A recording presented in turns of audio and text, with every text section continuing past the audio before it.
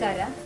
ಮುಂಬೈ ವಿಶ್ವವಿದ್ಯಾಲಯ ಕನ್ನಡ ವಿಭಾಗದಲ್ಲಿ ನಮ್ಮವರೇ ಆಗಿರುವಂತಹ ಮುಂಬೈ ವಿಶ್ವವಿದ್ಯಾಲಯ ಕನ್ನಡ ವಿಭಾಗದ ಸಂದರ್ಶಕ ಪ್ರಾಧ್ಯಾಪಕರು, ಹಿರಿಯ ವಿದ್ಯಾರ್ಥಿ ಮಿತ್ರರು ಆಗಿರುವ ಡಾಕ್ಟರ್ ಶ್ಯಾಮಲಾ ಪ್ರಕಾಶ್ ಅವರು ಇವತ್ತು ವಿಶೇಷ ಅತಿಥಿಯಾಗಿ ವಿಶೇಷ ಉಪನ್ಯಾಸವನ್ನು ನೀಡಲಿಕ್ಕೆ ಆಗಮಿಸಿದ್ದಾರೆ.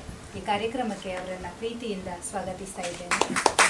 ಅದೇ ರೀತಿ ನಮ್ಮ ವಿಭಾಗದ ಪ್ರಮುಖರು, ಪ್ರಾಧ್ಯಾಪಕರು ಆಗಿರುವಂತಹ ನಮ್ಮ ಗುರುಗಳು, ಮಾರ್ಗದರ್ಶಕರು ಪ್ರೊಫೆಸರ್ ಜಿ.ಎನ್. ಉಪಾಧ್ಯಾಯರು ಅವರನ್ನು ಕೂಡ ಗೌರವಪೂರ್ವಕವಾಗಿ ಸ್ವಾಗತಿಸ್ತಾ ಇದ್ದೇನೆ. ಈ ಕಾರ್ಯಕ್ರಮಕ್ಕೆ ನೆರೆದಿರುವಂಥ ತಮ್ಮೆಲ್ಲರನ್ನ ಪ್ರೀತಿಯಿಂದ ಸ್ವಾಗತಿಸ್ತಾ ನಾನು ಈ ಕಾರ್ಯಕ್ರಮವನ್ನು ಉಪಾಧ್ಯಾಯರವರ ಪ್ರಾಸ್ತಾವಿಕ ನುಡಿಗಳೊಂದಿಗೆ ಆರಂಭಿಸಬೇಕು ಅಂತ ಕೇಳಿಕೊಳ್ತೇನೆ. ಆತ್ಮೀಯರಿಗೆ ನಮಸ್ಕಾರ. ಕನ್ನಡ ವಿಭಾಗ ಮುಂಬೈ ವಿಶ್ವವಿದ್ಯಾಲಯ ಆಯೋಜಿಸಿರುವಂತಹ ಈ ಕ್ಯಾಲೆಂಡರ್ ವರ್ಷದ ಮೊದಲ ಕಾರ್ಯಕ್ರಮ. ಇವತ್ತಿನ ಈ ಕಾರ್ಯಕ್ರಮದ ಕಣ್ಬೆಳಕು ಕನ್ನಡ ವಿಭಾಗದ ಹಿರಿಮೆಯನ್ನು ಹೆಚ್ಚಿಸಿದಂತಹ ಡಾಕ್ಟರ್ ಶ್ಯಾಮಲಾ ಪ್ರಕಾಶ್ ಅವರು ತಮ್ಮ ಮಾತುಕೃತಿಗಳ ಮೂಲಕ ನಾಡಿನಾದ್ಯಂತ ಹೆಸರು ಮಾಡಿದಂತಹ ವಿದ್ವಾಂಸರಲ್ಲಿ ಒಬ್ಬರು ಅಂತ ಹೇಳಲಿಕ್ಕೆ ಬಹಳ ಸಂತೋಷ ಆಗ್ತಾ ಇದೆ. ನಮ್ಮಲ್ಲೊಂದು ಮಾತಿದೆ, ಉಪಾಸನೆ ಅಂತ. ಸಂಗೀತವನ್ನು ಜೊತೆಗೆ ನಾದೋಪಾಸನೆಯನ್ನು ಮಾಡ್ತಾ, ಜೊತೆಗೆ ಸಾಹಿತ್ಯದ ಅನುಸಂಧಾನ ಮಾಡಿ ಒಂದು ಅಪೂರ್ವ ಆಕರಗ್ರಂಥವನ್ನು ರಚನೆ ಮಾಡಿದಂತಹ, ಆ ಮುಖಾಂತರವಾಗಿ ವಿದ್ವತ್ ವಲಯದಲ್ಲಿ ಒಂದು ಸಂಚಲನವನ್ನು ಮೂಡಿಸಿದಂತಹ ಕೀರ್ತಿ ಡಾಕ್ಟರ್ ಶ್ಯಾಮಲಾ ಪ್ರಕಾಶ್ ಅವರಿಗೆ ಸಲ್ಲುತ್ತೆ. ಅವರ ಪರಿಚಯವನ್ನು ನಾನು ಮಾಡಿಕೊಳ್ಳಿಕ್ಕೆ ಹೋಗೋದಿಲ್ಲ. ಅವರ ಮಾತು, ಅವರ ಕೃತಿಯೇ ಅವರ ಪರಿಚಯ ಅಂತ ನಾನು ಅಂದ್ಕೊಂಡಿದ್ದೀನಿ. ಒಂದು ಮಾದರಿ ಸಾಧನೆ, ಅಭಿಮಾನ ಪಡಬೇಕು. ಮಹಿಳೆಯಾದವಳು ಮನಸ್ಸು ಮಾಡಿದರೆ ವಲಸೆ ಬಂದಂಥವ್ರು ಏನು ಮಾಡ್ಬೋದು ಅನ್ನೋದಕ್ಕೆ ಡಾಕ್ಟರ್ ಶ್ಯಾಮಲಾ ಅವರು ಮಾದರಿ. ಇವತ್ತು ಕನ್ನಡ ದೇಸಿ ಮಟ್ಟುಗಳ ಹಿನ್ನೆಲೆಯಲ್ಲಿ ತಮ್ಮ ವಿಚಾರಗಳನ್ನು ಅವರು ಗಮಕದ ಮುಖಾಂತರ ಪ್ರಸ್ತುತಿಯನ್ನು ಪಡಿಸ್ತಾರೆ. ಕುವೆಂಪುರವರು ಇವತ್ತು ನೆನಪಾಗ್ತಾ ಇದ್ದಾರೆ. ಮೊನ್ನೆ ಅಷ್ಟೇ ಕುವೆಂಪುರವರ ಹುಟ್ಟುಹಬ್ಬವನ್ನು ನಾವು ಆಚರಣೆ ಮಾಡಿದ್ದೇವೆ. ವ್ಯಾಕರಣ ವ್ಯಾತಕ್ಕೆ ನಿಮಗೆ ಗೊತ್ತಿದೆ ಅನ್ನೋದು. ಆದರೆ ಕೆಲವೊಮ್ಮೆ ಕಮ್ಮಾರು ಹೇಳ್ತಾರಲ್ಲ, ಮರತೇನಂದ್ರೆ ಮರೆಯಲಿ ಹೆಂಗ ಅಂತ. ಮರೆಯಲಿಕ್ಕೆ ಆಗುವುದಿಲ್ಲ. ಒಬ್ಬಳು ಜಾನಪದ ಗರತಿ ಹೇಳ್ತಾರೆ, ಹಾಲುಂಡ ತವರಿಗೆ ಏನೆಂದೇ ಹಾಡಲಿ, ಹೊಳೆದಂಡೆಯಲ್ಲಿರುವ ಕರಕೀಯ ಕುಡಿ ಹಂಗ ಹಬ್ಬಲಿ ಅವರ ರಸಬಳ್ಳಿ ಅಂತ ಹೇಳ್ತಾರೆ. ಈ ಜಾನಪದ ತ್ರಿಪದಿಯನ್ನು ಯಾಕೆ ಪ್ರಸ್ತಾಪ ಮಾಡಿದೆ ಅಂತ ಹೇಳಿದ್ರೆ, ಕನ್ನಡ ಸಾಹಿತ್ಯ ಅದು ಆರಂಭವಾದದ್ದೇ ಜಾನಪದ ತ್ರಿಪದಿಯಿಂದ. 7ನೇ ಶತಮಾನದ ಬಾದಾಮಿ ಶಾಸನದಲ್ಲಿ ಮೊದಲ ಬಾರಿಗೆ ಕನ್ನಡ ಭಾಷೆ ಸಾಹಿತ್ಯದ ಗದ್ದುಗೆಯನ್ನು ಏರ್ತು ಅಂತ ನಮಗೆಲ್ಲ ಗೊತ್ತೇ ಇದೆ ಅಂತ. ಅನಂತರ ಬಂದಂಥ 10ನೇ ಶತಮಾನ ಸಂಸ್ಕೃತದ ಪ್ರಭಾವದಿಂದ ನಮ್ಮ ಕವಿಗಳೆಲ್ಲ, ಪಂಪನಿಂದ ತೊಡಗಿ ಎಲ್ಲ ಕವಿಗಳೆಲ್ಲ ಉತ್ತರಾದಿಮುಖ ಅಂತ, ಉತ್ತರದ ಕಡೆಗೆ ಮುಖ ಮಾಡಿ ವ್ಯಾಸ ಮುನೀಂದ್ರ ರುಂದ್ರ ವಚನಾಮೃತ ವಾರ್ಧಿಯನ್ನು ಜಯಿಸಿದವರು ಅಂತ. ಅನಂತರ 12ನೇ ಶತಮಾನದಲ್ಲಿ ಅದು ಬೇಡ ಅಂತ ಬಸವಣ್ಣ ಹೇಳ್ತಾಳೆ, ಕಳಬೇಡ ಕೊಲಬೇಡ ಸುಮಾರೆಲ್ಲ ಬೇಡ ಬೇಡ ಬೇಡ ಅಂತೇಳಿ ನಿರಾಕರಿಸಿ ಹೊಸದನ್ನು ಒಂದು ವಿಚಾರ ಕ್ರಾಂತಿಯನ್ನು ಮೂಡಿಸಿದಂತಹ ಸಂದರ್ಭ. ಮತ್ತೆ 13ನೇ ಶತಮಾನಕ್ಕೆ ಬಂದಾಗ ಹರಿಹರ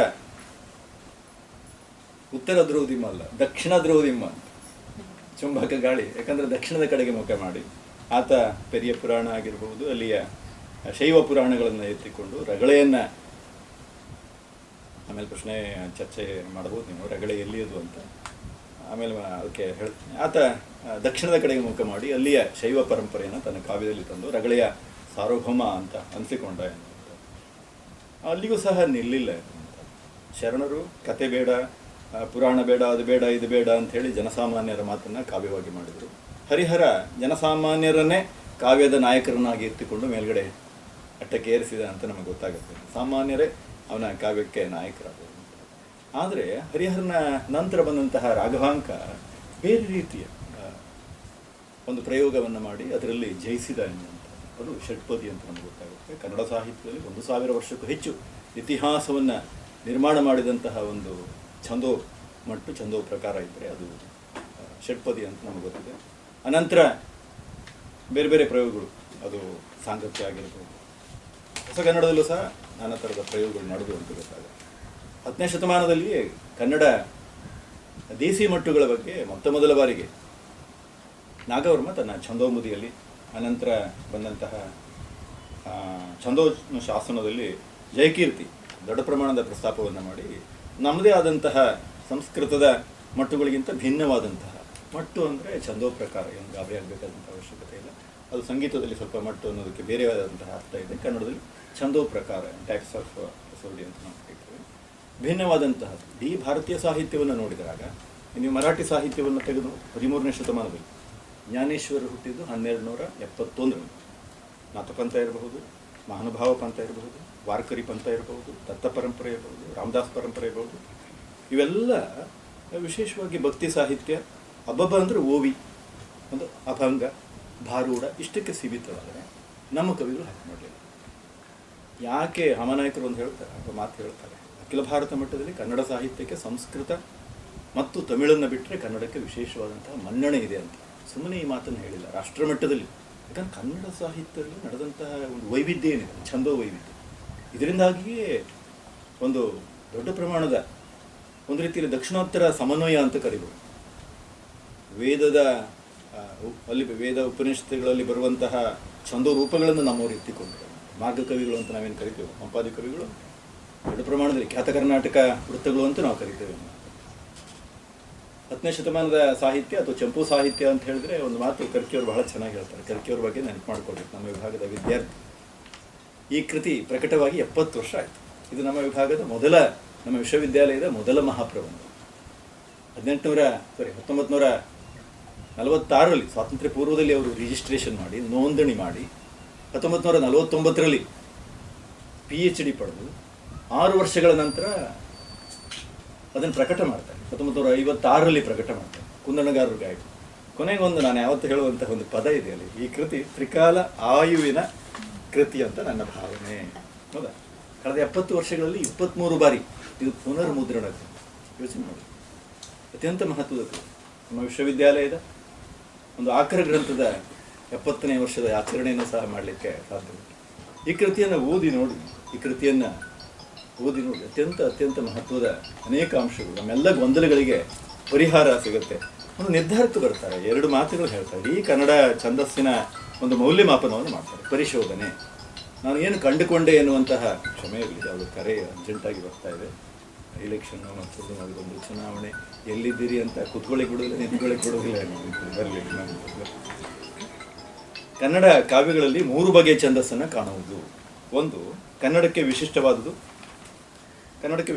ಕನ್ನಡತನ ಅಂತ, ಅದು ದೇಸಿ ಅಂತ ಕರೀತಾರೆ. ಇನ್ನೊಂದು ಸಂಸ್ಕೃತ ವರ್ಣಛಂದಸ್ಸು. ವರ್ಣಛಂದಸ್ಸು ಅಂದರೆ ಸಮಾನ ವೃತ್ತಗಳು, ಸಮಾನ ಸಾಲುಗಳು ಇರುವಂಥದ್ದು.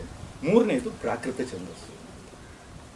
ಅದು ವಿಶೇಷವಾಗಿ ರಗಠ ಬಂದದ್ದು, ರಗಳೆ ಮೊದಲಾದೆಲ್ಲ ಆ ಕಡೆಯಿಂದ ಬಂತು ಅಂತ. ಹೀಗೆ 3 ಪರಂಪರೆಯನ್ನು ನಾವು ನೋಡ್ಬೋದು. ಪ್ರಾಕೃತ ಇದೆ, ಸಂಸ್ಕೃತ ಇದೆ, ಜೊತೆ ಕನ್ನಡದ್ದೇ ಆದಂತಹ ದೇಸಿ ಇದೆ ಅನ್ನುವಂಥ. ಈ ದೇಸಿ ಮಟ್ಟುಗಳ ಹಿನ್ನೆಲೆಯಲ್ಲಿ ಕೆಲವು ಈ ಎಲ್ಲ ಅಂಶಗಳನ್ನು ನಾವು ನೋಡಲಿಕ್ಕೆ ಸಾಧ್ಯ ಉಂಟು. ಇವತ್ತು ಡಾಕ್ಟರ್ ಶ್ಯಾಮಲಾ ಮೇಡಮ್ ಅವರು ಈ ಎಲ್ಲ ದೇಸಿ ವೃತ್ತಗಳು, ವಿಶೇಷವಾಗಿ ನಾಗವರ್ಮ 10 ಇದನ್ನು ಪಟ್ಟಿ ಮಾಡ್ತಾನೆ. 10ರಲ್ಲಿ ನಾವು ಎಲ್ಲವನ್ನ ಆಯ್ದುಕೊಳ್ಬೇಕಾದಂತಹ ಅವಶ್ಯಕತೆ ಇಲ್ಲ ಅಂತ ಕಾಣುತ್ತೆ. ವಿಶೇಷವಾಗಿ ಅಲ್ಲಿ ಆತ ಅಕ್ಕರದಿಂದ ತೊಡಗಿ ಛಂದೋವತಂಸದವರೆಗೂ ಆತ ಪ್ರಶ್ನೆ ಮಾಡ್ತಾನೆ. ಅಷ್ಟೆಲ್ಲ ಬೇಕಾಗಿಲ್ಲ. ಬಹಳ ಪ್ರಸಿದ್ಧವಾದಂತಹ ಒಂದು ಷಟ್ಪದಿ ಇಟ್ಕೊಳ್ಬೋದು, ತ್ರಿಪದಿ ಇಟ್ಕೊಳ್ಬೋದು. ಅನಂತರ ಪಿರಿಯಕ್ಕರದ ಪದ್ಯಗಳನ್ನು ಬೇಕಾದರೆ ಏಳೆಯನ್ನು ಬೇಕಾದರೆ ಪ್ರಸಿದ್ಧಿ ಮಾಡಬಹುದು. ಆ ಥರದಲ್ಲಿ ನೋಡಿ ನಿಮ್ಗೆ ಅನುಕೂಲವಾದದ್ದು. ಒಟ್ಟಿನಲ್ಲಿ ಕನ್ನಡ ಸಾಹಿತ್ಯದ ವೈವಿಧ್ಯಕ್ಕೆ ಕಾರಣ ಈ ಛಂದೋ ಮಟ್ಟುಗಳು ಅಂತ. ಈ ಛಂದಸ್ಸಿನಿಂದ ಕನ್ನಡಕ್ಕೆ ಬಲ ಬಂದಿದೆ ಅನ್ನೋದನ್ನು ನಾನು ಹೇಳೋದಲ್ಲ, ಕರ್ಕಿಯವರು ಹೇಳ್ತಾರೆ. ಈ ಹಿನ್ನೆಲೆಯಲ್ಲಿ ಈ ಕೃತಿಯನ್ನು ಓದಿ ತುಂಬ ಚೆನ್ನಾಗಿದೆ. ಈ ಕೃತಿಯನ್ನು ಓದುವುದರ ಮುಖಾಂತರವಾಗಿ ನಾವು ಬೆಳೀಲಿಕ್ಕೆ ಸಾಧ್ಯ. ಏನಾದರೂ ವಿಶೇಷ ಅಧ್ಯಯನ ಮಾಡಲಿಕ್ಕೆ ಸಾಧ್ಯತೆ ಇದೆ. ನಾನು ಡಾಕ್ಟರ್ ಶ್ಯಾಮಲಾ ಮೇಡಮ್ ಅವರಿಗೆ ಒಂದು ಮಾತು ಹೇಳಿದೆ, ಕರ್ಕಿಯವರು ಮಾಡಿದಂತಹ ಕೆಲಸವನ್ನು ನಾವು ಮುಂದುವರಿಸಬೇಕಾಗಿದೆ, ಇಲ್ಲಿಗೆ ನಿಲ್ಲಿಸಬಾರ್ದು.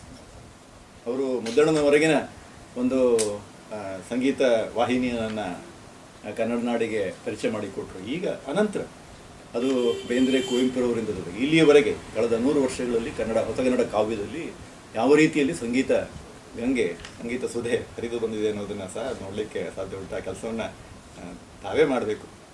ಕೇಶಿರಾಜ ಹೇಳ್ತಾನೆ, ಪಂಪ ಹೇಳ್ತಾನೆ, ಪೇಳ್ಬಿಡೆ ಪಂಪನೇ ಪೇಳ್ಗೊಂಬ. ಆ ಥರದ ಸಾಮರ್ಥ್ಯ ಇರುವ, ಯಾಕಂದರೆ ಈ ಥರದ ಅನುಸಂಧಾನ ಮಾಡುವ ಅಥವಾ ಎರಡೂ ಇದರಲ್ಲಿ ಹಿಡಿತ ಸಾಧಿಸಿರುವುದು ಬಹಳ ಕಡಿಮೆ. ಆಸಕ್ತಿ ಇರುವುದು, ಸತತವಾದ ಆಸಕ್ತಿ, ಏನು ಅಮಿತೋತ್ಸಾಹ ಅಂತ ಹೇಳ್ತಾರಲ್ಲ, ಆ ಥರದ ಉತ್ಸಾಹದ ಬುಗ್ಗೆಯಾಗಿ ಚಿಲುಮೆಯಾಗಿ ಅವರು ಪಾಠವನ್ನು ಮಾಡ್ತಾ ಇದ್ದಾರೆ. ನಮ್ಮ ವಿಭಾಗಕ್ಕೆ 10 ವರ್ಷಗಳು 10 ವರ್ಷ ಆಯಿತಾ ಪಾಠ ಮಾಡ್ತಾ ಮಿಕ್ಕಿತು ಅಂತ ಕಾಣುತ್ತಲ್ವ. ಅಭಿಮಾನ ಪಡುವ ಸಂಗತಿ. ಅವರ ಸಹಾಯವನ್ನು ನಿಮಿತ್ತ ನಾನು ಮಾತು ಮುಗಿಸ್ತೇನೆ. ಸಂವಾದಕ್ಕೆ ಚರ್ಚೆಗೆ ಅವಕಾಶ ಇದೆ. 3 ಗಂಟೆವರೆಗೆ ನಾನಿದ್ದೇನೆ. ನಾನು ನಂತರ ಹೊರಟು ಹೋಗ್ತೇನೆ. ಈ ಕಾರ್ಯಕ್ರಮವನ್ನು ಆಯೋಜನೆ ಮಾಡಿದ ಹೊಸ ವರ್ಷದಲ್ಲಿ, ಕ್ಯಾಲೆಂಡರ್ ವರ್ಷದಲ್ಲಿ ಪಾಲ್ಗೊಂಡ ತಮ್ಮನ್ನೆಲ್ಲ ಮತ್ತೊಮ್ಮೆ ಪ್ರೀತಿಯಿಂದ ಸ್ವಾಗತಿಸ್ತಾ ಇದ್ದೀನಿ. ವಂದನೆಗಳು ಸರ್. ಪಕ್ಕ ಕೂರೋದು ತುಂಬ ಮುಜುಗರದ ಕೆಲಸ. ಒಂದು ನಿಮಿಷ. Okay okay. ಧನ್ಯವಾದಗಳು ಸರ್. ಶ್ಯಾಮಲ ನಿಮ್ಮೆಲ್ಲರಿಗೂ ಪಾಠ ಪ್ರವಚನಗಳನ್ನು ಮಾಡಿದವರು, ಕೆಲವರು ಡಿಪ್ಲೊಮಾದವರು ಇರುವುದರಿಂದ ಒಂದು ಸಣ್ಣ ಪರಿಚಯವನ್ನು ಮಾಡುವುದು ನಮ್ಮ ಕರ್ತವ್ಯ ಅಂತ ತಿಳ್ಕೊಳ್ತೇವೆ. ಶ್ಯಾಮಲ ಪ್ರಕಾಶ್ ಅವರು ಸರ್ ಹೇಳಿದ ಹಾಗೆ ಸಂಗೀತ ಮತ್ತು ಸಾಹಿತ್ಯ ಎರಡರಲ್ಲಿಯೂ ಕೂಡ ಒಂದು ಪಾಂಡಿತ್ಯವನ್ನು ಪಡೆದವರು. ನಾನು ಹೇಳಿದ್ದು ಸಂಗೀತ ಸಾಹಿತ್ಯದ ಲಾಲನೆ ಪಾಲನೆ ಪೋಷಣೆಯನ್ನು ಮಾಡ್ತಾ ಬಂದವರು ಅಂತ ನಾವು ಧೈರ್ಯದಿಂದ ಹೇಳ್ಬೋದು ಅದನ್ನು.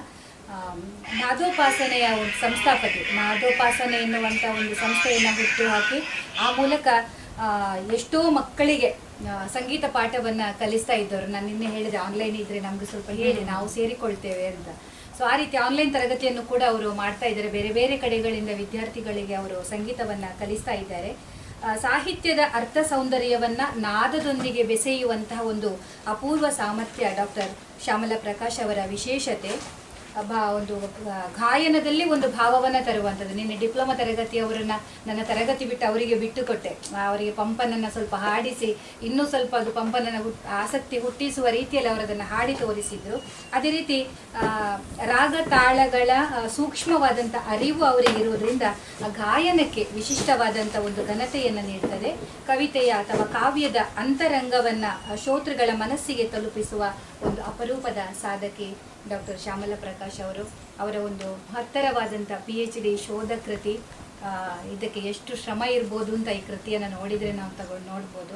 ಪ್ರಾಚೀನ ಕನ್ನಡ ಸಾಹಿತ್ಯದಲ್ಲಿ ಸಂಗೀತ ಸಾಹಚರ್ಯ ಅನ್ನುವಂಥದ್ದು ಒಂದು ಅಪರೂಪದ, ನಿಜವಾಗಿಯೂ ಅಪರೂಪದ ಸಾಧಕಿ ಅವರು. ಅವರನ್ನು ವಿಭಾಗದ ಪರವಾಗಿ ಮುಖ್ಯಸ್ಥರಾದ doctor G N Upadhyaya sir ಅವರು ಗೌರವಿಸಬೇಕು ಅಂತ ಕೇಳಿಕೊಳ್ತೀನಿ.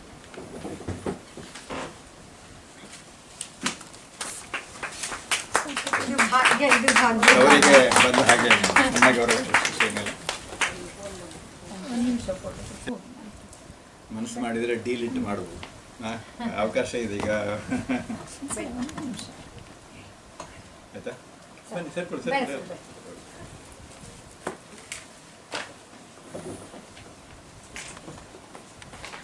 ಕೆಲವರಿಗೆ ಗೊತ್ತಿಲ್ಲ PhD ಅಂತಿಮ ಅಂತ. ಅಂತಿಮ ಅಲ್ಲ, PhD ನಂತರ ಮತ್ತೆ ಸ್ವಂತ. ಎಲ್ರಿಗೂ ನಮಸ್ಕಾರ. ವಿಶೇಷವಾಗಿ ಗುರುಗಳಿಗೆ ವಂದನೆಗಳು. ಕನ್ನಡ ಸಾಹಿತ್ಯದ ಕುರಿತು ಅದರ ಯಾವುದೇ ಒಂದು ಭಾಗವನ್ನು ಮಾತಾಡುವಾಗಲೂ ಮೊಟ್ಟ ಮೊದಲಿಗೆ ನಾವು MA ಆರಂಭ ಮಾಡಿದಾಗ ಉಪಾಧ್ಯಾಯ ಸರ್ ಆರಂಭಿಸುವ ವಾಕ್ಯ, ಕನ್ನಡ ಸಾಹಿತ್ಯಕ್ಕೆ 2000 ವರ್ಷಗಳ ಪರಂಪರೆ ಇದೆ ಮತ್ತು ಭಾಷೆಗೆ ಮತ್ತು ಸಾಹಿತ್ಯಕ್ಕೆ 1500 ವರ್ಷಗಳ ಇತಿಹಾಸ ಇದೆ ಅಂತ ತಿಳಿದುಕೊಳ್ಬಹುದು. ನನಗೆ ಎಲ್ಲೇ ಮಾತಾಡುವಾಗಲೂ ಸರ್ದ 2 ವಾಕ್ಯ ಬರುತ್ತೆ. ಆ ಮೂಲಕ ನಾನು ಅವರಿಗೆ ವಂದನೆ ಸಲ್ಲಿಸಿಯೇ ಪ್ರತಿ ಸರಿ ನನ್ನ ಎಲ್ಲ ಕಾರ್ಯಕ್ರಮಗಳನ್ನು ಮಾಡ್ತೇನೆ ಅಂತ ಅದು ನನ್ನ ಒಳಗೆ ಆಗುವಂಥ ಗುರುವಂದನೆ ಇವತ್ತು. ಹಾಗಾಗಿ ನಾನು ಇವತ್ತು ಆಡಬೇಕಾದ ಮಾತುಗಳಿಗೆ ಸಾಕಷ್ಟು ಪೀಠಿಕೆಯ ಮಾತುಗಳನ್ನು ಸರ್ ಆಗಿದೆ. ಹಾಗಾಗಿ ನೇರವಾಗಿ ನಾನು ಪ್ರವೇಶ ತಗೊಳ್ತೀನಿ. ನಮಗೆ ಗೊತ್ತಿರುವ ಹಾಗೆ ಕನ್ನಡ ನಾಡು ನುಡಿಯ ಪ್ರಾಚೀನತೆ ಸಿಕ್ಕ ಮೇಲೆ ನಮಗೆ ಹಲ್ಮಿಡಿ ಶಾಸನ ಸಿಗುತ್ತೆ. ಹಲ್ಮಿಡಿ ಶಾಸನದಲ್ಲಿ ಅಂಥ ಏನು ಸಾಹಿತ್ಯದ ವಿಚಾರಗಳಿಲ್ಲ ಅನ್ನೋದು ನಮಗೆ ಗೊತ್ತು. ಮೊಟ್ಟ ಮೊದಲಿಗೆ ಕ್ರಿಸ್ತಶಕ 750 ಬಾದಾಮಿ ಶಾಸನದಲ್ಲಿ ನಮಗೆ ಕನ್ನಡ ಸಾಹಿತ್ಯದ ಒಂದು ಚಿತ್ರಣ ನಮಗೆ ಸಿಗುವಂಥದ್ದು. ಹಾಗಾದರೆ ಅದೇ ಮೊದಲು ಅಂತಲ್ಲ, ನಮಗೆ ಲಭ್ಯ ಅಂತ ನಾನು ಯಾವಾಗಲೂ ಹೇಳಲಿಕ್ಕೆ ಇಷ್ಟಪಡ್ತೇನೆ. ಅದರ ಹಿಂದೆ ಇನ್ನೂ ಒಳ್ಳೊಳ್ಳೆಯ ಛಂದಸ್ಸು ಆಗಿರುವಂಥ ಶಾಸನಗಳು ನಮಗೆ ಸಿಗದೇ ಇರಬಹುದು, ಆದರೆ ಲಭ್ಯ ಅಂತ ಹೇಳಿಕೊಳ್ಳೋದು ಬಹಳ ಒಳ್ಳೆಯದು. ಅದರಲ್ಲಿ ಮತ್ತೆ ನಮ್ಮ ಅಧ್ಯಯನಕ್ಕೆ ತೊಡಗಿದಾಗ ನಾನು ವಿಶೇಷವಾಗಿ ಸಾಹಿತ್ಯದಲ್ಲಿ ಸಂಗೀತ ಅಂತ ತಗೊಂಡಾಗ ನನಗೆ ಬಹಳ ಖುಷಿಯಾದ ಒಂದು ವಾಕ್ಯ ಆರಂಭಕ್ಕೆ ನನಗೆ ಸಿಕ್ಕಿದ್ದು ಅಂದರೆ, ನಮ್ಮ ಕನ್ನಡ ಸಾಹಿತ್ಯ ಆರಂಭವಾಗಿರೋದೇ ಸಂಗೀತದ ಜೊತೆಗೆ ಅಂತ ಲಭ್ಯದಲ್ಲಿ. ಅದು ನನಗೆ ಬಹಳ ಖುಷಿ. ಯಾಕೆಂದರೆ ತ್ರಿಪದಿಯಲ್ಲಿ ಸಿಕ್ತು. ತ್ರಿಪದಿ ನಮಗೆಲ್ರಿಗೂ ಗೊತ್ತಿರುವ ಹಾಗೆ ನಮ್ಮ ದೇಶಿ ಛಂದಸ್ಸು, ಜಾನಪದದಲ್ಲಿ ಬಹಳ ಒಂದು ಶ್ರೀಮಂತಿಕೆಯನ್ನು ಪಡೆದುಕೊಂಡಂಥ ಛಂದಸ್ಸು. ಮೊಟ್ಟ ಮೊದಲ ಬಾದಾಮಿ ಶಾಸನದಲ್ಲಿ ಸಿಗುವಂಥದ್ದು ನಮಗೆ ಸಾಧುಗೆ ಸಾಧು, ಮಾಧುರ್ಯಂಗೆ ಮಾಧುರ್ಯನ್, ಬಾದಿಪ್ಪ ಕಲಿಗೆ ಕಲಿಯುಗ ವಿಪರೀತ, ಮಾಧವನೀತನ್ ಪೆರನಲ್ಲ. ಇದು ನಿಮಗೆ ಎಲ್ರಿಗೂ ಗೊತ್ತಿರುವಂಥದ್ದು. ಇದನ್ನು ಓದಬೇಡಿ, ಹಾಡಿ ಅಂತ ನಾನು ನಿಮಗೆಲ್ರಿಗೂ ಯಾವಾಗಲೂ ಹೇಳ್ತಾ ಇರ್ತೇನೆ. ಸೊ ತ್ರಿಪದಿ ಹಾಡೋದು ಬಹಳ ಸುಲಭ, ಅದಕ್ಕೇನು ಸಂಗೀತ ಬೇಕಾಗಿಲ್ಲ. ಯಾವುದೇ ನಮ್ಮ ಸಾಹಿತ್ಯನ ಛಂದಸ್ಸಿನ ಜೊತೆಗೆ ನಾವು ಹಾಡ್ಕೊಳ್ಳೋದಕ್ಕೆ ಸಂಗೀತ ಬೇಕಾಗಿಲ್ಲ, ಒಂದು ಸಣ್ಣ ಮಟ್ಟಿನ ಆಸಕ್ತಿ ಸಾಕು. ಶ್ರುತಿ ಇಟ್ಕೊಂಡ್ಬಿಡ್ತೇನೆ.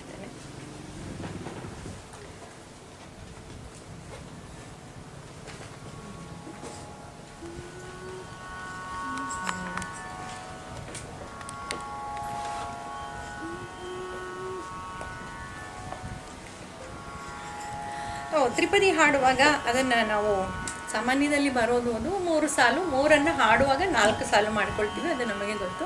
ಮತ್ತು ಬಹುತೇಕ 5 ಅಕ್ಷರಗಳ ವಿಂಗಡಣೆಯಲ್ಲಿ ಬರುತ್ತೆ. ಆದರೆ ನಮಗೆ ಮೊಟ್ಟ ಮೊದಲಲ್ಲಿ ಸಿಗುವಂಥ ತ್ರಿಪದಿಗಳು ಇದು ಯಾವುದು, ಅಂಶ ಛಂದಸ್ಸಿನಲ್ಲಿರುವಂಥದ್ದು.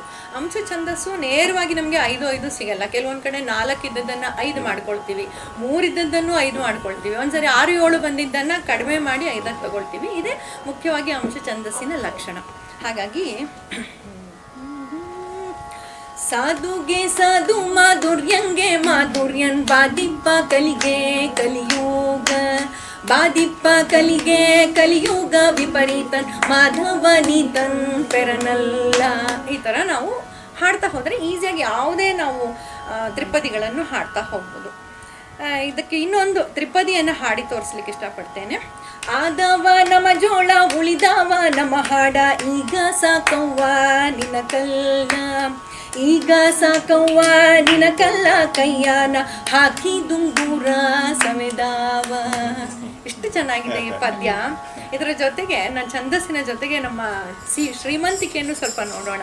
ನೋಡಿ, ಆಕೆ ಹಿಟ್ಟು ಬೀಸ್ತಾ ಇದ್ದಾಳೆ, ಹೇಳ್ತಿದ್ದಾಳೆ, ನಾನು ತಂದಿದ್ದಷ್ಟು ಜೋಳ ಮುಗೀತು, ಆದವ ನಮ್ಮ ಜೋಳ. ಎಷ್ಟು ಅಂದರೆ ಅವಳ ಉಂಗುರ ಸವದು ಹೋಗಿದೆಯಂತೆ, ಅದನ್ನು ಬೀಸಿ ಹಾಕಿದ ಉಂಗುರ ಸವೆದವ, ಈಗ ಸಾಕು ನಿನ್ನ ಕಲ್ಲು. ಆದರೆ ಅದ್ರ ಜೊತೆಗೆ ಹೇಳ್ತಿದ್ದಾಳೆ, ಉಳಿದವ ನಮ್ಮ ಹಾಡ. ಇದು ಬಹಳ ಮುಖ್ಯ ನೋಡಿ. ಉಂಗುರ ಸವೆದಷ್ಟು ಅವಳು ಅದನ್ನು ಸುತ್ತಿದ್ರೂ ಕೂಡ ಹಾಡುಗಳು ಮುಗ್ದಿಲ್ಲ. ಅಷ್ಟು ದೊಡ್ಡ ಶ್ರೀಮಂತಿಕೆ ಅಂತ ಪರಂಪರೆ ನಮ್ಮದು. ಅದು ತ್ರಿಪದಿ ಅಂತೂ ಎಷ್ಟು ಹುಡುಕಿದ್ರೂ ನಿಮಗೆ ಸಿಗ್ತಾನೆ ಹೋಗುತ್ತೆ, ಇನ್ನಷ್ಟು ಅಷ್ಟು ನಮ್ಮ ಶ್ರೀಮಂತಿಕೆ, ಸಾಹಿತ್ಯದ ಶ್ರೀಮಂತಿಕೆ ನಮ್ಮ ಕೊಟ್ಟಿರುವಂಥದ್ದು ತ್ರಿಪದಿ. ಹಾಗೆ ಇಂಥ ತ್ರಿಪದಿಯಲ್ಲಿ ನಮ್ಮ ಮೊಟ್ಟ ಮೊದಲ ಕನ್ನಡ ಸಾಹಿತ್ಯದ ಛಂದಸ್ಸು ಆರಂಭವಾಯಿತು ಅನ್ನೋದು ಬಹಳ ಸಂತೋಷ. ಇದಾದ ಮೇಲೆ ನಮಗೆ ಸಿಗುವಂಥ ಕವಿ ಕಾವ್ಯಗಳಲ್ಲಿ ಪಂಪ ಕೂಡ ತ್ರಿಪದಿಯನ್ನು ಆರಂಭಿಸ್ತಾನೆ. ಪಂಪನ ಕಾವ್ಯದಲ್ಲಿ ತ್ರಿಪದಿ ಸಿಗತ್ತೆ. ಆದರೆ ಪಂಪನ ತ್ರಿಪದಿಯಲ್ಲಿ ಅವನು ದ್ವಿತೀಯಾಕ್ಷರ ಪ್ರಾಸವನ್ನೇನು ತಗೊಂಡಿಲ್ಲ. ಅವನು ಅದಕ್ಕೆ 3 ಸಾಲು ಮತ್ತು ಛಂದಸ್ಸನ್ನು ಕೊಟ್ಟಿದ್ದಾನೆ. ಮುಂದೆ ಪಂಪ, ಪೊನ್ನ, ಚಾವುಂಡರಾಯ, ಜನ್ನ, ನೇಮಿಚಂದ್ರ, ಸೋಮರಾಜ, ಸುರಂಗ, ಬಂಧುವರ್ಮ, ಹೀಗೆ ಅನೇಕ ಕವಿಗಳು ಅವರ ಚಂಪೂ ಕಾವ್ಯಗಳಲ್ಲಿ, ನಮಗೆ ಗೊತ್ತು ಚಂಪೂ ಕಾವ್ಯ ಅಂದರೆ ಗದ್ಯ ಪದ್ಯಗಳ ಮಿಶ್ರಿತ, ಮತ್ತು ಆ ಪದ್ಯಗಳಲ್ಲಿ ಬೇಕಾದಷ್ಟು ವಿವಿಧ ಛಂದಸ್ಸುಗಳೆಲ್ಲ ಬರ್ತಾ ಹೋಗುತ್ತೆ. ಹಾಗಾಗಿ ಅವರು ತ್ರಿಪದಿಯನ್ನು ಬಳಸಿದ್ದಾರೆ ಅನ್ನುವಂಥದ್ದು. ಈ ತ್ರಿಪದಿಗೆ ತ್ರಿಪದಿ, ತಿವದಿ, ತಿವುಡೆ, ತ್ರಿವುಡೆ, ತ್ರಿಪದಿಕ, ತ್ರಿವದಿ ಅಂತೆಲ್ಲ ಹೆಸರಿದೆ.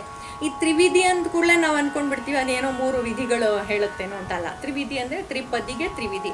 ಅದಕ್ಕಾಗಿಯೇ ಯೋಗಾಂಗ ತ್ರಿವಿಧಿ ಅಂತ ಅಕ್ಕ ಮಹಾದೇವಿ ಬರೆದಿರುವಂಥದ್ದು. ತ್ರಿವಿಧಿ ಅಂದರೆ ಅಲ್ಲಿ ತ್ರಿಪದಿ ಎನ್ನುವ ಅರ್ಥವಿರೋದು.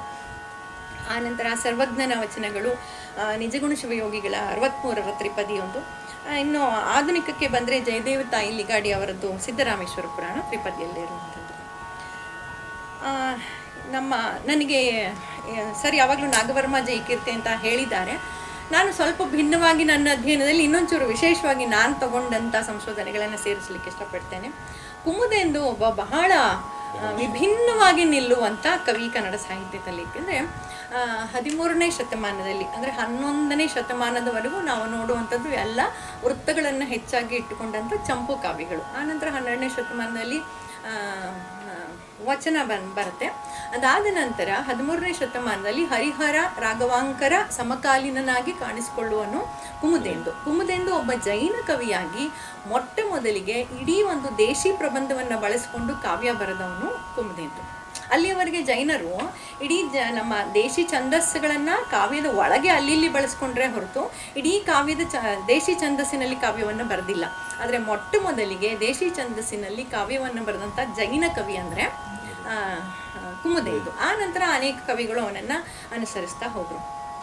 ಜೊತೆಗೆ ಅದು ಎಷ್ಟು ದೇಶಿ ಛಂದಸ್ಸುಗಳನ್ನು ಅವನ ಕಾವ್ಯದಲ್ಲಿ ಅವನು ತಂದಿದ್ದಾನೆ.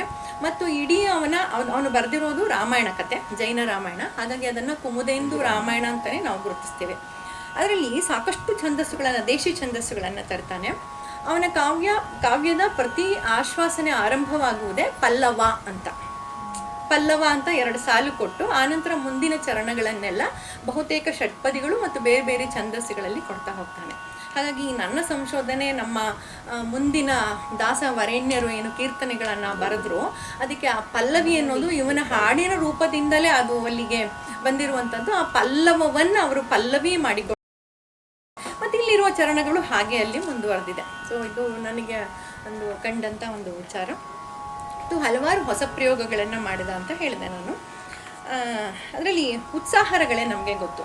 ತಕಿಟ ತಕಿಟ ತಕಿಟ ತಕಿಟ ಅಂತ ಹೇಳಿ 3 ಮಾತ್ರ ಛಂದಸ್ಸಲ್ಲಿ ಬರುವಂಥದ್ದು. ಅದರಲ್ಲೂ ಕೂಡ ಅವನು, ನೀವು ಕುಮುದೆಂದು ರಾಮಾಯಣವನ್ನು ಸ್ವಲ್ಪ ವಿಶೇಷವಾಗಿ ನೋಡ್ತಾ ಹೋದರೆ ಅಂದರೆ ಈಗಾಗಲೇ ಇರುವಂಥ ಛಂದಸ್ಸಿಗೆ ಇನ್ನೇನೋ ಒಂದು ಸಣ್ಣ ಸಣ್ಣ ಹೊಸ ಹೊಸ ಪ್ರಯೋಗಗಳನ್ನು ಮಾಡಿ ಹೊಸ ಹೊಸ ಛಂದಸ್ಸುಗಳನ್ನು ತರ್ತಾನೆ. ಇಲ್ಲಿ ಒಂದು ಪದ್ಯ ಹಾಡಿ ತೋರಿಸ್ತೇನೆ. ಮಿಥಿಲೆ ಕೂಡೆ ರಂಜಿಸಲು ಸುರತ್ನ ತೋರಣಂಗಳಿಂ ಸುತೂರ್ಯ ಘನರವಂಗಳಿಂ ಗುಡಿಯ ಹಳವಿಗೆಗಳ ತೋರಣಂಗಳಿಟ್ಟಳಂಗಳಿಂ ಪ್ರಮೋದ ನರ್ತನಂಗಳಿಂ ಅಂತ ಬರೀತಾನೆ. ಗೊತ್ತಾಗತ್ತಲ್ಲ, ತಕ್ಕಿಟ ತಕ್ಕಿಟ ತಕ್ಕಿಟ ಅಂತ ಹೋಗುತ್ತೆ. ಇಲ್ಲಿ ಮಿಥಿಲೆ ಕೂಡ ರಂಜಿಸಲು ಸುರತ್ನ ತೋರಣಂಗಳಿಂ ಅಂತ ನಿಲ್ಬೇಕು. ಅಲ್ಲಿ ಏನು ಮಾಡ್ತಾನೆ ಅವನು, ಸುತೂರ್ಯ ಅಂತ ಸೇರಿಸ್ತಾನಲ್ಲ, ಆ ಸು ಅನ್ನೋದು ಪದ ಸುತೂರ್ಯ ಅಂತ ಆಗುತ್ತೆ. ಆದರೆ ಆ ಸೂನ ಹಿಂದಿನ ಗತಿಗೆ ಹೋಗುವ ಹಾಗೆ ಮಾಡ್ತಾನೆ ಅವನು. ನೋಡಿ, ಮಿಥಿಲೆ ಕೂಡ ರಂಜಿಸಲು ಸುರತ್ನ ತೋರಣಂಗಳಿಂ ಸುತೂರ್ಯ ಅಂತ ಬರುವ ಹಾಗೆ ಮಾಡ್ತಾನೆ. ಪದ ನಮಗೆ ಸುತೂರ್ಯ, ಆದರೆ ಛಂದಸ್ಸಿನ ಮೊದಲಕ್ಷರ ಅಲ್ಲಿ ಹೋಗುತ್ತೆ. ಈ ರೀತಿ ಅದನ್ನು ನಾವು ಓದೋದ್ರಿಂದ ಈ ಖುಷಿ ಸಿಗೋದೇ ಇಲ್ಲ, ಖಂಡಿತ ಸಿಗೋಲ್ಲ. ಹಾಡ್ಕೊಂಡಾಗಲೇ ಅದರ ಸಂತೋಷ ನಮಗೆ ಸಿಗೋದು. ಈ ಥರದ್ದೆಲ್ಲ ನೋಡುವಾಗ ನನಗೆ ನನ್ನ ಬಹಳ ಅತ್ಯಂತ ಪ್ರಿಯ ಕವಿ ಕುಮುದೆಂದು ಆಗಿಬಿಟ್ಟಿದ್ದಾನೆ. ತುಂಬ ಥರ ಅವನು ಇದನ್ನು ಲಯೋತ್ತರ ಛಂದಸ್ಸು ಅಂತ ಗುರುತಿಸಿದ್ದಾರೆ. ನಮ್ಮ ಉತ್ಸಾಹ ಛಂದಸ್ಸಿನಲ್ಲಿ ಲಯೋತ್ತರ ಅಂದರೆ ಆ ಲಯ ಉತ್ತರಕ್ಕೆ ಹೋಗುತ್ತೆ, ಹಾಗಾಗಿ ಲಯೋತ್ತರ ಛಂದಸ್ಸು ಅಂತ ಗುರುತಿಸಿದ್ದಾರೆ. ಇದಾದ ನಂತರ ಈಗ ನಾನು ಬಾದಾಮಿ ಶಾಸನದಲ್ಲಿ ಹೇಳಿದೆ, ಮೊಟ್ಟ ಮೊದಲಿಗೆ ಸಿಕ್ಕಂಥ 700 ಕ್ರಿಸ್ತಶಕ 750 ಅಂತ. ಆದರೆ ಅದರ ಹಿಂದಕ್ಕೆ ನಾನು ಒಂಚೂರು ಹೋಗ್ಲಿಕ್ಕೆ ಇಷ್ಟಪಡ್ತೇನೆ. ಮತಂಗ ಅನ್ನುವ ಕವಿ ಬೃಹದ್ದೇಶಿ ಅನ್ನುವ ಕಾವ್ಯವನ್ನು ಬರೆದ. ಬೃಹತ್ವಾಗೇ ಇದೆ ಕಾವ್ಯ. ಮತ್ತು ಅಷ್ಟೊತ್ತಿಗೆ ಅವನ ಕಾಲವನ್ನು ಸುಮಾರು 2 ರಿಂದ 5ನೇ ಶತಮಾನ ಅಂತ ಗುರುತಿಸಿದ್ದಾರೆ. ಗೊತ್ತಿಲ್ಲ ಸರಿಯಾಗಿ, 2 ರಿಂದ 5 ಅಂತ ಇಟ್ಕೊಳ್ಳೋಣ. ಅಕಸ್ಮಾತ್ 5 ಅಂದ್ರೂ ಕೂಡ ನಮ್ಮ ಬಾದಾಮಿ ಶಾಸನದ ಹಿಂದಿನ ಕಾಲವೇ ಅವನದ್ದು. ಅದು ಮತಂಗನ ಬೃಹದೇಶಿ ಸಂಸ್ಕೃತ ಕಾವ್ಯ ಹೌದು, ಆದರೆ ಅವನು ಅದರಲ್ಲಿ ಒಟ್ಟು ಎಷ್ಟೊಂದು ಆಗಿನ ಕಾಲಕ್ಕೆ ಛಂದಸ್ಸುಗಳು ಇದ್ವು ಅಂತ ಹೇಳಿ ಗುರುತಿಸ್ತಾನೆ.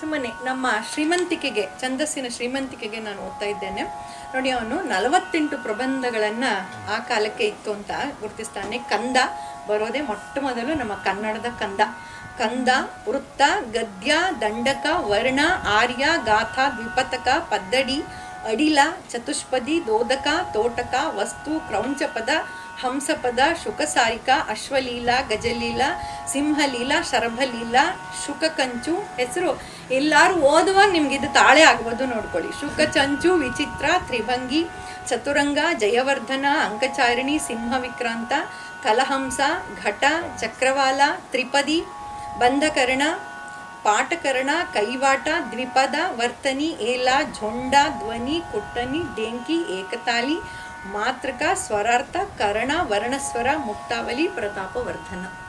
48 ಛಂದಸ್ಸುಗಳು ಆಗಿನ ಕಾಲದಲ್ಲಿ ಪ್ರಸಿದ್ಧವಾಗಿತ್ತು ಅಂತ 5ನೇ ಶತಮಾನಕ್ಕೆ ಬರೀತಾನೆ ಅಂದರೆ ನಾವು ಎಷ್ಟು ಶ್ರೀಮಂತರು ಅಂತ ನಾವು ಯೋಚಿಸಬೇಕು.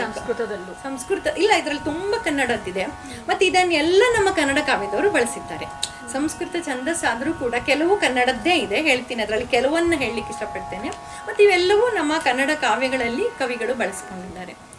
ಒಟ್ಟು ಆ ಛಂದಸ್ಸಿನ ಶ್ರೀಮಂತಿಕೆ ಎಷ್ಟು ಆಗಿ ಅಂದರೆ ನಾವೀಗ ನಿಜವಾಗ್ಲೂ ಬಡವರು. ನಾವಿವತ್ತು ನಿಜ ಬಡವರು, ಎಲ್ಲೋ ಒಂದು 4 ಛಂದಸ್ಸು ಇಟ್ಕೊಂಡಿದ್ದೀವಿ ಅಷ್ಟೇ ನಾವಿವತ್ತು. ಎಷ್ಟು ಛಂದಸ್ಸುಗಳು ನಮ್ಮಲ್ಲಿ ಇತ್ತು ಅನ್ನುವಂಥದ್ದು. ಹಾಗೆ ಅವನು ಆ ದೇಶಿ ವಿಚಾರಗಳನ್ನು ಹೇಳುವಾಗ ಒಂದು ಮಾತು ಹೇಳ್ತಾನೆ.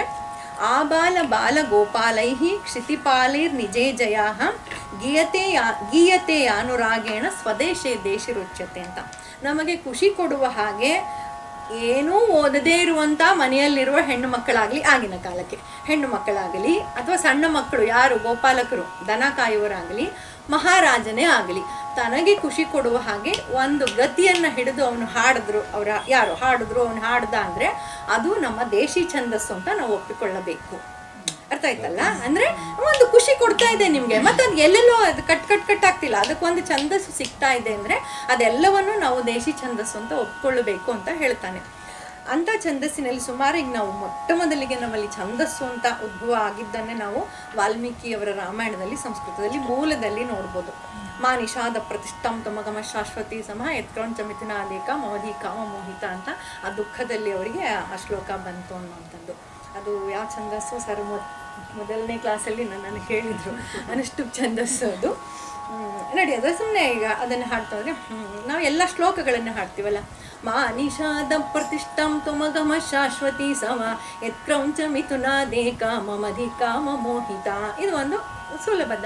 ಇದರಲ್ಲಿ ಎಲ್ಲ ಮುಂದಿನ ನಮ್ಮ ಯಾವುದು ನಮ್ಮ ಸುಭಾಷಿತಗಳಾಗ್ಬೋದು, ಅಮರಕೋಶ ಆಗ್ಬೋದು, ಇವತ್ತು ನೀವು ಯಾವುದೇ ಶ್ಲೋಕ ಹೇಳಿದ್ರು ನಾವು ಇದರಲ್ಲೇ ನಾವು ಅನುಷ್ಠುಪ್ ಛಂದಸ್ಸಿನಲ್ಲೇ ಹೇಳ್ತೀವಿ, ಒಂದು ಶ್ಲೋಕ ರೂಪ ಅಷ್ಟೆ. ಅಂದರೆ ಅವತ್ತು ವಾಲ್ಮೀಕಿಗಳಿಗೆ ಇಂಥದ್ದೊಂದು ಒಂದು ರಚನೆ ಆಗುತ್ತೆ ಅನ್ನೋದು ಗೊತ್ತಿಲ್ಲ, ರಚಿಸಬೇಕು ಅಂತ ಯಾವ ಛಂದಸ್ಸು ಇಲ್ಲ. ಆ ಕ್ಷಣಕ್ಕೆ ಆ ಭಾವಕ್ಕೆ ಅದು ಹುಟ್ಟಿಕೊಂಡ ಛಂದಸ್ಸು. ವಾಲ್ಮೀಕಿಗಳಿಂದ ಮೊದಲುಗೊಂಡು ಇವತ್ತಿನವರೆಗೆ ಯಾವುದೇ ಛಂದಸ್ಸು ಕೂಡ ಆ ಕ್ಷಣಕ್ಕೆ ಹುಟ್ಟಿಕೊಳ್ಳುವಂಥದ್ದು ಅಂತ ನಮ್ಮ ಮತಂಗ ಹೇಳುವಂಥದ್ದು. ಇನ್ನು ಕಂದಕ್ಕೆ ಬರ್ತೇನೆ. ಕಂದಕ್ಕೆ ಅವನು ಹೇಳ್ತಾನೆ, ಬಹಳ ಚೆನ್ನಾಗಿದೆ ಕಂದದ ವಿವರಣೆ. ಕರ್ನಾಟ ಭಾಷಾದಿ ಪದಮಿಶ್ರಿತ ಕಂದಾದಿ ಪ್ರಬಂಧ. ಇದನ್ನು ಅಕಸ್ಮಾತ್ ಸಂಸ್ಕೃತ ಕವಿಗಳು ಕಂದ ಬಳಸಿದ್ರು ಅಥವಾ ತೆಲುಗು ಇನ್ಯಾವುದೇ ಭಾಷೆಯ ಕವಿಗಳು ಕಂದವನ್ನು ಬಳಸಿದ್ರು, ಅದರಲ್ಲಿ ಕನ್ನಡ ಪದ ಇರಲೇಬೇಕು. ಅದನ್ನು ನಾವು ಕಂದ ಅಂತ ಗುರುತಿಸ್ಬೇಕು. ಯಾಕೆ ಅಂದರೆ ಮೂಲತಃ ಅದು ಕಂದ ಕರ್ನಾಟಕದ್ದು.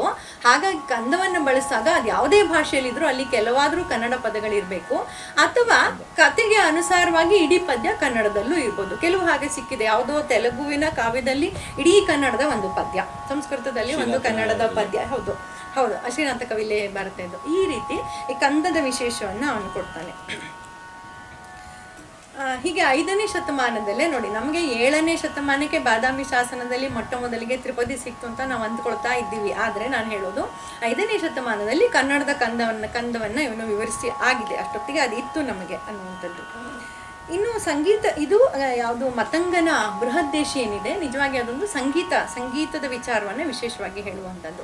ಅದರಲ್ಲಿ ಇವನು ಅಂದರೆ ಆಗಿನ ಕಾಲಕ್ಕೆ ಸಂಗೀತದಲ್ಲಿ ಈ ಎಲ್ಲ ದೇಶಿ ಪ್ರಬಂಧಗಳನ್ನು, ದೇಶಿ ಛಂದಸ್ಸುಗಳನ್ನು ಬಳಸ್ತಾ ಇದ್ರು ಅಂತ ಅವನು ಹೇಳುವಂಥದ್ದು.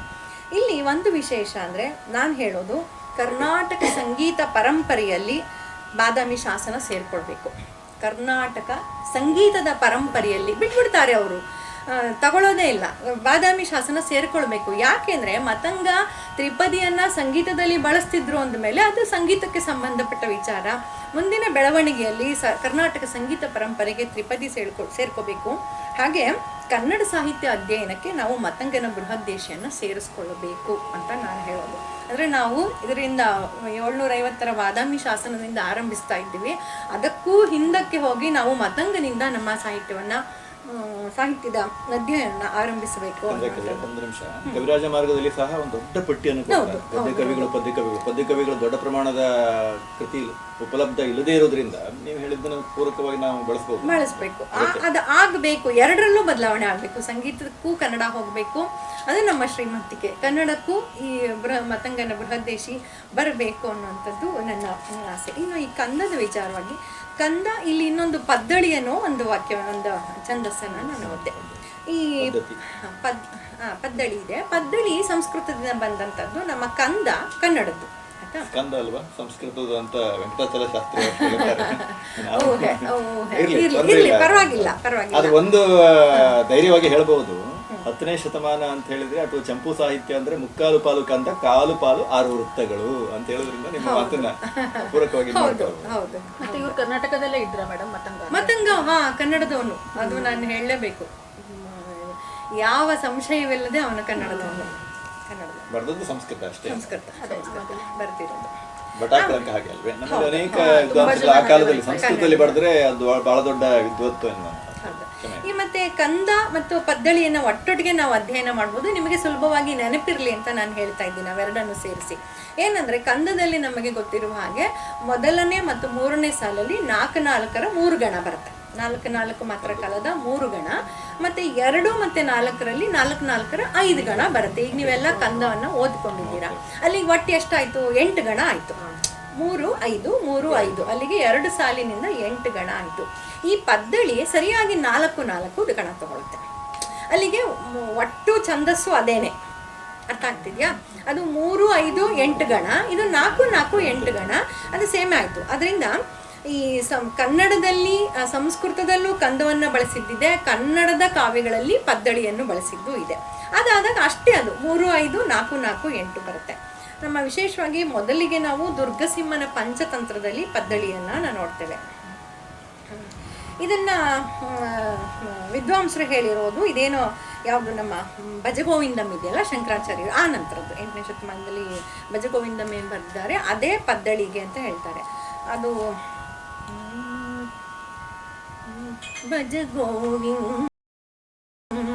ಭಜಗೋವಿಂದಂ ನಮಗೆಲ್ಲ ಗೊತ್ತು. ಜಯ ದಿವಿ ಜಗಣಾರ್ಚಿತ ಚಾರು ಚರಣ ದುರಿತೋಗರ ತಮ ಪಟಲೋಸ್ಕ ಕಿರಣ ತಾಪಿಂಚ ಸಮುಚ್ಚವೇ ನೀಲವರ್ಣ ವಿದ್ಯಾಧರ ಕಾಂತ ಗೀತವರ್ಣ ಜಯ ದಿವಿ ಜಗಣಾರ್ಚಿತ ಹೀಗೆ ಬರುತ್ತೆ. ಇದನ್ನ ವಿಶೇಷ ಏನು ಅಂದರೆ ಕನ್ನಡ ಕಾವ್ಯಗಳಲ್ಲೂ ಈ ಪದ್ದಳಿಯನ್ನು ಪ್ರಾರ್ಥನೆಗೆ ಬಳಸಿರುವಂಥದ್ದು. ಪದ್ದಳಿ ಅಂತ ಎಲ್ಲಿ ಬರುತ್ತೆ ಅವೆಲ್ಲವೂ ಪ್ರಾರ್ಥನೆಯ ಸಂದರ್ಭದಲ್ಲಿ ಮಾತ್ರ ಇದನ್ನ ಬಳಸಿದ್ದಾರೆ. ಹೌದು, ಅಲ್ಲೂ ಅವನು ಪ್ರಾರ್ಥನೆ. ಮತ್ತೆ ಪ್ರಾರ್ಥನೆ ಅಂದ್ರೆ ಏನು? ಆರಂಭದ್ದು ಅಂತ ಅಲ್ಲ, ಆರಂಭದ್ದು ಅಂತಲ್ಲ. ಆ ಕಾವ್ಯದ ಒಳಗೆ ಏನೋ ಒಂದು ಪ್ರಾರ್ಥನೆಯ ವಿಚಾರ ಬರುತ್ತೆ. ಅಲ್ಲಿ ಒಂದು ಈ ಟಿಟ್ಟಿಬ ಮಿಥುನಗಳ ಕಥೆ ಅಂತ ಒಂದು ಬರುತ್ತೆ ದುರ್ಗಸಿಂಹನ ಪಂಚತಂತ್ರದಲ್ಲಿ. ಮಧುರಾಲಾಪೆ ಅನ್ನೋ ಒಂದು ಹಕ್ಕಿ ಸಮುದ್ರದ ಕಲ್ಲುಗಳ ಅಂಚಲ್ಲಿ ಮೊಟ್ಟೆಗಳನ್ನು ಇಟ್ಟಿರುತ್ತೆ. ಒಂದು ಸರಿ ಜೋರಾಗಿ ಅಲೆ ಬಂದು ಆ ಮೊಟ್ಟೆಗಳೆಲ್ಲ ಕೊಚ್ಚಿ ಹೋಗ್ಬಿಡುತ್ತೆ. ಆಗ ಹಕ್ಕಿಗಳೆಲ್ಲ ಮಾತಾಡ್ಕೊಳ್ಳುತ್ತವೆ, ನಾವು ಇನ್ನೆಲ್ಲಿ ಮೊಟ್ಟೆ ಇಡೋದು, ಮೊಟ್ಟೆ ಇಟ್ಟಾಗೆಲ್ಲ ಹೀಗೆ ಅಲೆ ಬಂದು ಕೊಚ್ಕೊಂಡು ಹೋದರೆ ನಾವು ಹೇಗೆ ನಮ್ಮ ಸಂತತಿಯನ್ನು ಉಳಿಸ್ಕೊಳ್ಳೋದು ಅಂತ ಎಲ್ಲ ಹಕ್ಕಿಗಳು ಮಾತಾಡಿಕೊಂಡು ಕೊನೆಗೆ ಸಮುದ್ರದ ವಿರುದ್ಧ ವಿಷ್ಣುವನ್ನು ಸ್ತುತಿಸುತ್ತವೆ. ಅಲ್ಲಿ ಬರುವಂಥದ್ದು ಕತೆ. ಆಗ ನೋಡಿ, ಅಲ್ಲಿ ಪ್ರಾರ್ಥನೆಗೆ ಅವನು ಹೀಗೆ ಬಳಸ್ತಾನೆ. ಅಂದರೆ ಪ್ರಾರ್ಥನೆ ಅಂದರೆ ನಾವು ಆರಂಭ ಅಂತ ಅಂದ್ಕೊಳ್ಬಾರ್ದು. ಕಥಾ ಸಂದರ್ಭದಲ್ಲಿ ಪ್ರಾರ್ಥನೆಗೆ ಬಂದಾಗ ಇಂಥ ಪದ್ದಳಿಯನ್ನು ಅವರು ಬಳಸಿದ್ದಿದೆ. ಇದು ಸಂಸ್ಕೃತದಲ್ಲಾಗ್ಬೋದು, ಕನ್ನಡದಲ್ಲಾಗ್ಬೋದು, ಹೀಗೆ ಇರಬೇಕು ಅನ್ನುವಂತಿದೆ ಪದ್ದಳಿ ಅಂತ ಹೇಳಿ. ಹಾಗೆ ಶಾಂತಿನಾಥ ಸುಕುಮಾರ ಚರಿತ್ರೆಯಲ್ಲೂ ಕೂಡ ಪದ್ದಳಿಯನ್ನು ಬಳಸಿದ್ದಾನೆ. ಅದು ಶಾಂತಿನಾಥನು ಹಾಗೆ ತುಂಬ ವಿಭಿನ್ನವಾದ ಛಂದಸ್ಸುಗಳನ್ನು ಬಳಸ್ಕೊಂಡಿದ್ದಾನೆ. ನಮ್ಮ ಚಿಟಗುಪ್ಪಿ ಅವರು ಅವರ ಸಂಶೋಧನಾ ಪ್ರಬಂಧ ಅನ್ನುವ ಲೇಖನದಲ್ಲಿ ಪುಸ್ತಕದಲ್ಲಿ ಶಾಂತಿನಾಥನ ಪದ್ದಳಿ ಅಂತಲೇ ಒಂದು ಲೇಖನವನ್ನು ಬರೆದು ವಿಶೇಷವಾಗಿ ಆ ಪದ್ದಳಿಯನ್ನು ವಿವರಿಸಿದ್ದಾರೆ. ಹಾಗಾಗಿ ಈ ಪದ್ದಳಿ ಅನ್ನೋದು ಸಂಗೀತಕ್ಕೆ ಹೊಂದಿಸಿಕೊಂಡು ಹಾಡಬೇಕಾದಂಥದ್ದು. ಇನ್ನೊಂದು ನಮ್ಮ ಹೀಗೆ ಛಂದಸ್ಸಿನ ವಿಶೇಷ ಒಂದು ಆಕರ್ಷಣೆಯಲ್ಲಿ ಚಕ್ರವಾಲಿ, ನನ್ನಲ್ಲಿ ಓದಿದೆ, ಚಕ್ರವಾಲ ಅಂತ ಒಂದು ಬರುತ್ತೆ. ಇದರ ವಿಶೇಷ ನೋಡಿ, ಇದು ಕೂಡ ಬಹುತೇಕ ಸಂಸ್ಕೃತದಲ್ಲಿ ಒಂದು ಪ್ರಾರ್ಥನೆಗೆ ಬಳಸುವಂಥದ್ದು. ಜಯ ಜಯ ಭುವನ ತ್ರಯ ಪರಮ ದೇವ ಅಂತಿದೆ. 4 4 ಅಂಶ ಅಂಶ ಛಂದಸ್ಸಾದ್ರಿಂದ 3 4 ಮಾಡ್ಕೊಳ್ತೀವಿ. ಜಯ ಜಯನ ಭುವನ ತ್ರಯ ಪರಮ ದೇವ ಅಂತ ಮೊದಲನೇ ಸಾಲ ಆದರೆ, ಆ ದೇವ ಇಂದ 2ನೇ ಸಾಲ ಆರಂಭ ಆಗುತ್ತೆ. ದೇವೇಂದ್ರಾರ್ಚಿತ ಪರಮ ದೇಹ ಅಂತ ಬರುತ್ತೆ. ಮತ್ತೆ ದೇಹ ಅಂತ 3ನೇ ಸಾಲು ಆರಂಭವಾಗುತ್ತೆ. ದೇಹಾಶ್ರಿತ ಶುಭ ಲಕ್ಷಣ ವಿನೂತ ನೂತನ ಸಂಗತ ಕೈವಲ್ಯ ಬೋಧ ಪ್ರಕಾಶ ವಸ್ತು ಸ್ವರೂಪ ರೂಪಾತಿಶಯಾನ್ವಿತ ವಿತತ ವಿಭವ ಭವನಿವಹ ಪಟಲ ನಿರ್ಮುಕ್ತ ಜೀವ, ಹೀಗೆ ಸಾಲು ಹೋಗ್ತಾ ಹೋಗುತ್ತೆ. ಅಂದರೆ ಎಷ್ಟು ಆ ಪದಗಳ ಶ್ರೀಮಂತಿಕೆಯೂ ಬೇಕು ಒಂದು ಛಂದಸ್ಸಿನ ಜೊತೆಗೆ ಅಂತ. ಹೀಗೆ ಸುಮಾರು ಸಾಕಷ್ಟು ಸಾಲುಗಳನ್ನು ಅವನು ಬರಿತಾ ಹೋಗ್ತಾನೆ. ಇದು ನಮ್ಮ ಬಹುತೇಕ ಹಾಡುಗಬ್ಬಗಳ ಪ್ರಾರಂಭಿಕ ಹಂತಗಳು ಅಂತ ನಾವು ತಿಳ್ಕೊಬೋದು. ಇದು ಚಕ್ರವಾಲ ಅಂತ ಹೇಳಿ. ಈ ರೀತಿಯಾಗಿ ಮುಂದೆ ನಮ್ಮ 3ನೇ ಸೋಮೇಶ್ವರ, ಯಾರು 11ನೇ ಶತಮಾನದಲ್ಲಿ ಬರುವಂಥ 3ನೇ ಸೋಮೇಶ್ವರ, ಅವನ ಮಾನಸೋಲ್ಲಾಸ ಅಥವಾ ಅಭಿಲಷಿತಾರ್ಥ ಚಿಂತಾಮಣಿ, ಅದು ಸಂಸ್ಕೃತದಲ್ಲಿ ಇದ್ರೂ ಕೂಡ ಅಲ್ಲಿಯೂ ಕೂಡ ಅವನು ತ್ರಿಪದಿ, ಷಟ್ಪದಿ, ಧವಳ, ಓವಿ. ಆ ಓವಿ ಅನ್ನೋದು ಚೆನ್ನಾಗಿದೆ. ನಮ್ಮಲ್ಲಿ ಒನಕೆ ಕುಟ್ಟುವಾಗ ಹಾಡ್ತಿದ್ದಂಥ ಹಾಡು ಟಕ್ ಟಕ್ ಟಕ್ ಅಂತ ಏನ್ ಬೀಳುತ್ತೆ ಆ ಛಂದಸ್ಸನ್ನು ಹಿಡಿದು ಬರೆದಿರೋ ಪದ್ಯಗಳು ಅಂತ ಮರಾಠಿಯಲ್ಲೂ ಅವರೇ ಬಹಳ ಹೇಳ್ತಾರೆ. ಅಲ್ಲಿಂದಲೇ ಹೌದು ಆರಂಭ ಆಯ್ತು ಹೌದು ಅಂತ. ಹೌದು. ಹಾಗೆ ಓವಿ, ಚಾರ್ಚರಿ, ಚರ್ಯ, ರಾಹಡಿ, ದಂಡಿಕ ಹೀಗೆ ದೇಶಿ ಪ್ರಬಂಧಗಳನ್ನ ಸಂಸ್ಕೃತ ಕವಿಗಳು ಕೂಡ ಇವನು ಚಾಳುಕ್ಯ ಚಕ್ರವರ್ತಿ 3ನೇ ಸೋಮೇಶ್ವರ ಅವನು. ಇದಾದ ನಂತರ ನಮಗೆ ಗೊತ್ತಿರುವ ಹಾಗೆ ನಾವು 9ನೇ ಶತಮಾನಕ್ಕೆ ಬರೋಣ. ಕವಿರಾಜ ಮಾರ್ಗ. ಕವಿರಾಜ ಮಾರ್ಗದಲ್ಲಂತೂ ಬಹುತೇಕ ಎಲ್ಲ ಕಂದ ಪದ್ಯಗಳೇ ನಮಗೆ ಗೊತ್ತು. ಅದರಲ್ಲಿ ವಿಶೇಷವಾಗಿ ಅವನು ಬೆದಂಡೆ ಮತ್ತು ಚತ್ತಾಣ ಅಂತ ಹೇಳಿ 2 ಹೊಸ ರೂಪಗಳನ್ನು ತಿಳಿಸ್ತಾನೆ. ಸಾಕಷ್ಟಿದೆ ಅದರಲ್ಲಿ, ನಾನು ಬೆದಂಡೆ ಚತ್ತಾಣ ತಗೊಂಡಿದ್ದೀನಿ. ಸರಿಯಾದ ರೂಪ ತಿಳಿದೇ ಇದ್ರು ಅವನು ಹೇಳುವ ಹಾಗೆ ಕಂದಮುಂ ಅಮಳಿನ ವೃತ್ತಮುಂ ಒಂದೊಂದೆಗೊಂಡು ಜಾತಿ ಜಾಣೆಸೆಯ ಬೆಡಂ ಗೊಂದಿವರೂಳಮರೆ, ಅದು ಬೆಡಂಗೊಂದಿವರೂಳಮರೆ ಪೇಳಲ್ ಸುಂದರ ರೂಪ ಬೆಸಂಡೆ ಗಬ್ಬ ಮದಕ್ಕುಂ ಅಂತ ಹೇಳಿ ಅವನು ಅದು ಹೇಗೆ ಅದು ಬೆದಂಡೆ ಗಬ್ಬ ಮದಕ್ಕುಂ ಅಂತ ಹೇಳ್ತಾನೆ. ಅಂದರೆ ಅದು ಕಂದದಲ್ಲಿರಬೇಕು ಮತ್ತು ಅಮಳಿನ ವೃತ್ತಮುಂ ಅಂದರೆ ಬಹಳ ಕೌಶಲ. ಅದಕ್ಕೆ ನೋಡಿ, ಅಮಳಿನ ವೃತ್ತಮುಂ ಒಂದೊಂದೆಡೆಗೊಂಡು ಜಾತಿ ಜಾಣಿಸಿ ನಾವು ಒಟ್ಟಿಗೆ ಓದ್ಕೊಳ್ಬೇಕು. ಜಾತಿ ಅಂದರೆ ಆ ಕಾಲಕ್ಕೆಲ್ಲ ರಾಗ ಅನ್ನುವ ಅರ್ಥ. ಭರತನು ಕೂಡ ರಾಗ ಅನ್ನೋ ಪದಕ್ಕೆ ಜಾತಿ ಅಂತ ಬಳಸ್ತಾನೆ, ನಮ್ಮ ಮತಂಗನೂ ಕೂಡ ಬಳಸಿದ್ದಾನೆ. ಹೀಗೆ ಜಾತಿ ಅಂದರೆ ರಾಗ. ಹಾಗೆ ಆ ಒಂದೊಂದು ಪದ್ಯವೂ ಒಂದೊಂದು ರಾಗದಲ್ಲಿ ಇರಬೇಕು ಅಂತ. ಅದು ಒಂದೊಂದೆಡೆಗೊಂಡು ಜಾತಿ ಜಾಣಿಸಿಯೇ ಬೆಡಂಗೊಂದಿ, ಹಾಗೆ ಒಂದೊಂದು ರಾಗದಲ್ಲೂ ಅದು ಸೌಂದರ್ಯದಿಂದ ಬೆಡಂಗೊಂದಿ ಪೇಳಲ್ ಸುಂದರ ರೂಪ, ಆ ರೀತಿಯ ಒಂದು ಸುಂದರ ರೂಪವನ್ನು ಬೆದಂಡೆ ಅಂತ ಕರೀತಾರೆ ಅಂತ ಅವನು ವಿವರಿಸ್ತಾನೆ. ಇನ್ನೊಂದು ಅವನು ಮತ್ತೆ ಚತ್ತಾಣಕ್ಕೆ ಹೇಳುವಂಥದ್ದು, ಕಂದಂಗಳ್ ಫಲವಾಗಿರೆ ಸುಂದರ ವೃತ್ತಂಗಳ್ ಅಕ್ಕರಂ ಚೌಪುದಿ ಮತ್ತಂದಲ್ ಗೀತೆಕರ ತಿವದಿಗಳ ಅಂದಂ ಬೆತ್ತೆಸೆಯೇ ಪೇಳ್ಗೊಡೋದು ಚತ್ತಾಣಂ ಅಂತ. ನೋಡಿ ಅಲ್ಲಿ ಏನೇನು ಬರಬೇಕು ಅಂತ.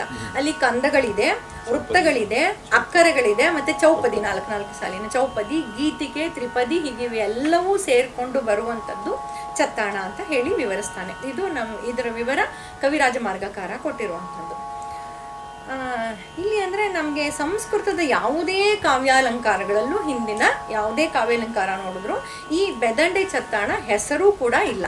ಮೊಟ್ಟ ಮೊದಲಿಗೆ ಇದನ್ನು ವಿವರಿಸಿರೋನು ನಮ್ಮ ಕವಿರಾಜ ಮಾರ್ಗಕಾರನೇ. ಹಾಗಾಗಿ ಇವು ಪಕ್ಕಾ ಕನ್ನಡದವೇ ಅಂತ ನಾವು ಇಟ್ಕೊಳ್ಬೋದು. ಎಲ್ಲೂ ಸಂಸ್ಕೃತ ಹಿಂದಿನ ಛಂದಸ್ಸುಗಳಲ್ಲಿ ಇದು ಬಂದಿಲ್ಲ. ಹಾಗಾಗಿ ಇದು ಕನ್ನಡದವು ಅಂತ ಮುಳಿಯ ತಿಮ್ಮಪ್ಪಯ್ಯವರು ಆಗಲೇ ಅದನ್ನು ನಿರ್ಧರಿಸಿದ್ದಾರೆ. ಮತ್ತು ನಮ್ಮ ಚಿದಾನಂದ ಮೂರ್ತಿ ಸರ್ ಅವರು ಇದು ಗೇಯ ರೂಪಗಳು ಹೌದು, ಆದರೆ ಇವು ಅಶ್ಲೀಲ ಶೃಂಗಾರ ಅಂತ ಅವರು ವಿವರಿಸ್ತಾರೆ. ಗೊತ್ತಿಲ್ಲ, ನಾವು ಕಂಡಿಲ್ಲ ಅದು ಯಾಕೆ ಅಂದರೆ ಅವ್ರು ಹೇಳೋವಂಥದ್ದು ಮುಂದಿನ ನಮ್ಮ ಶಾಂತಿವರ್ಮ ಚಂದ್ರರಾಜ ಅವರೆಲ್ಲ ಈ ಚತ್ತಾಣ ಬೆದಂಡೆ ಬಂದಾಗ ಅಲ್ಲಿಗೆ ಹೆಣ್ಣು ಮಕ್ಕಳನ್ನು ಕಳಿಸಬೇಡಿ, ಮಕ್ಕಳನ್ನು ಕಳಿಸ್ಕೊಡ್ದು ಅಂತ ಎಲ್ಲ ಹೇಳಿರುವಾಗ ಬಹುಶಃ ಒಂದು ಕೀಳು ಮಟ್ಟದ ಸಾಹಿತ್ಯ, ಕೀಳು ಮಟ್ಟದ ಅಭಿರುಚಿ ಇರಬಹುದು ಅಂತ ಹೇಳಿ ಚಿದಾನಂದ ಮೂರ್ತಿ ಅವರು ಒಂದು ಊಹೆಯನ್ನು ತಂದು ಕೊಟ್ಟಿದ್ದಾರೆ. ಇದಾದ ನಂತರ ಸಾಕಷ್ಟು ಛಂದಸ್ಸುಗಳು ನಮಗೆ ಕವಿರಾಜ ಮಾರ್ಗದಲ್ಲಿ ಸಿಗುವಂಥದ್ದು. ಇನ್ನು ವಚನಕ್ಕೆ ಬಂದರೆ ನಮಗೆ ಗೊತ್ತು, ಅವು ಮುಕ್ತ ಛಂದಸ್ಸು. ಯಾವುದೇ ಛಂದಸ್ಸಿಗೆ ಛಂದಸ್ಸಿನ ಬಂಧನಕ್ಕೆ ಒಳಗಾಗದ ಹಾಗೆ ಮುಕ್ತ ಛಂದಸ್ಸು ಅಂತ ಬಂದಿರುವಂಥದ್ದು. ಹಾಗಾದರೆ ಛಂದಸ್ಸು ಇಲ್ಲವೇ ಇಲ್ವಾ?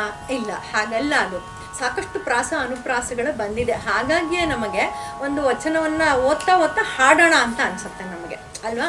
ಅದು ಗದ್ಯ ಅಂತ ನಾವು ಕರೆಯೋದೇ ಇಲ್ಲ. ಅದು ಗದ್ಯವೂ ಹೌದು, ಪದ್ಯವೂ ಹೌದು, ಗಪದ್ಯ ಅಂತ ಹೇಳಿಬಿಡ್ತೀವಿ ನಾವು.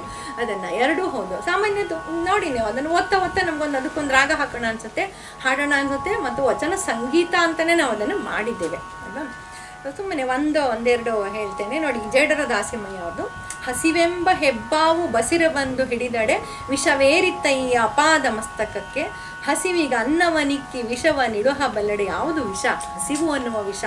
ಹಸಿವಿಗ ಅನ್ನವನಿಕ್ಕಿ ವಿಷವ ನಿಡುಹ ಬಲ್ಲಡೆ ವಸುದೆಯೊಳಗಾತನೇ ಗಾರುಡಿಗ ರಾಮನಾಥ ಅಂತ. ಅದು ಆ ಹಸಿವು ಅನ್ನೋದನ್ನು ನೀಗಿಸುವಂಥದ್ದು ಬೇಕು ಅಂತ.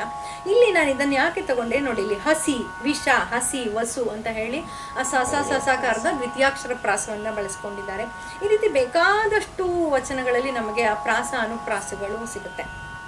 ಸಿದ್ಧರಾಮನ ವಚನಗಳಲ್ಲಂತೂ ಸಾಕಷ್ಟು ಅವನು ಛಂದಸ್ಸನ್ನು ಹಿಡದೇ ಬರೆದಿದ್ದಾನೆ ಅನ್ನುವಷ್ಟು ಸಿಗುತ್ತೆ ನಮಗೆ.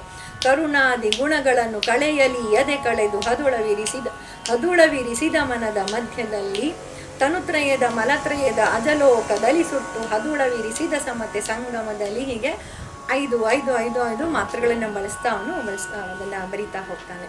ಇನ್ನು ಅಕ್ಕನ ವಚನ, ಅಕ್ಕನೂ ಹಾಗೆ ಬಹಳ ಅವಳಿಗೆ ನಡೆ ಬಹಳ ಪ್ರೀತಿ. ಅವಳು ಒಂದು ತ್ರಿಶ್ರ ನಡೆಯಲ್ಲಿ ಇದೊಂದು ಪದ್ಯ ಇದೆ. ದಶಭುಜಂಗಳೈದು ವಕ್ರ ವಸನ ವಕಿಳ ಕಕುಬ ಮುಡಿವ ಕುಸುಮ ತರದಿ ತುಂಬುರಾದಿಗಳ್ ಸುಗಾಯಕರ್. ಎಷ್ಟು ಚೆನ್ನಾಗಿ ಸಿಗುತ್ತೆ ನೋಡಿ. ಆ ಮೂರು ಮೂರು ಮೂರು ಮೂರು ಮೂರು ಮೂರು ಮೂರು ಮೂರು ಮೂರು ಮೂರು ಮೂರು ಅಂತ ನಿಲ್ಲತ್ತೆ ಅದು. ಎಸೆವ ಜಗದ ವಾರ್ತೆಗಳನ್ನು ಬೆಸಸುವಾತ ನಾರದ ಶ್ರೀ ದಶವಧೂಕದಂಬ ಓಲೈಸುವ ರಾತನಂ. ಓಲ ಅದು ಆ ತ್ರಿಶ್ರನಲ್ಲಿ ಅದು ಹಾಗೆ ಬರುವುದು. ಇಲ್ಲಿ ಆ ಮಲ್ಲಿಕಾರ್ಜುನನ ವೈಭೋಗ ಹೇಗಿತ್ತು ಅಂತ ಹೇಳಿ ಅವಳು ವರ್ಣಿಸೋದು. ಅಲ್ಲಿ ಹಾಗೆ ತುಂಬುರಾದಿಗಳೇ ಹಾಡ್ತಿದ್ದಾರೆ ಎನ್ನುವ ಹಾಗೆ ಅಲ್ಲಿ ಅವರು ಹಾಡ್ತಾ ಇದ್ರು ಅಂತ ಹೇಳಿ ಅವಳು ಅದನ್ನು ವರ್ಣಿಸ್ತಾಳೆ. ಇಲ್ಲಿ ನಂಗೆ ಒಂಚೂರು 249ನೇ ಪುಟ ತೆಗೆದುಕೊಳ್ಳು. ಇಲ್ಲ ಸರ್ ಪರವಾಗಿಲ್ಲ. ಮತ್ತೆ ಇಲ್ಲಿ ಹಾಗೆ ನೋಡಿ, ದಶ, ವಸ, ಕುಸು, ಎಸೆವ, ಬೆಸ, ದಶ, ಇಲ್ಲೆಲ್ಲ ದ್ವಿತೀಯಾಕ್ಷರ ಪ್ರಾಸ ಬಂದಿರೋದನ್ನು ನಾವು ನೋಡ್ತೇವೆ. ಇನ್ನು ನಾವು ಚೂರು ರಗಳೆ ಕಡೆಗೆ ಹೋಗೋಣ. 249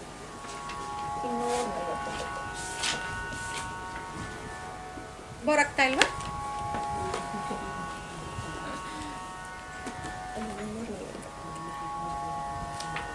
ಅಲೋಗರುಂಡಂತೆ ಅಂತ.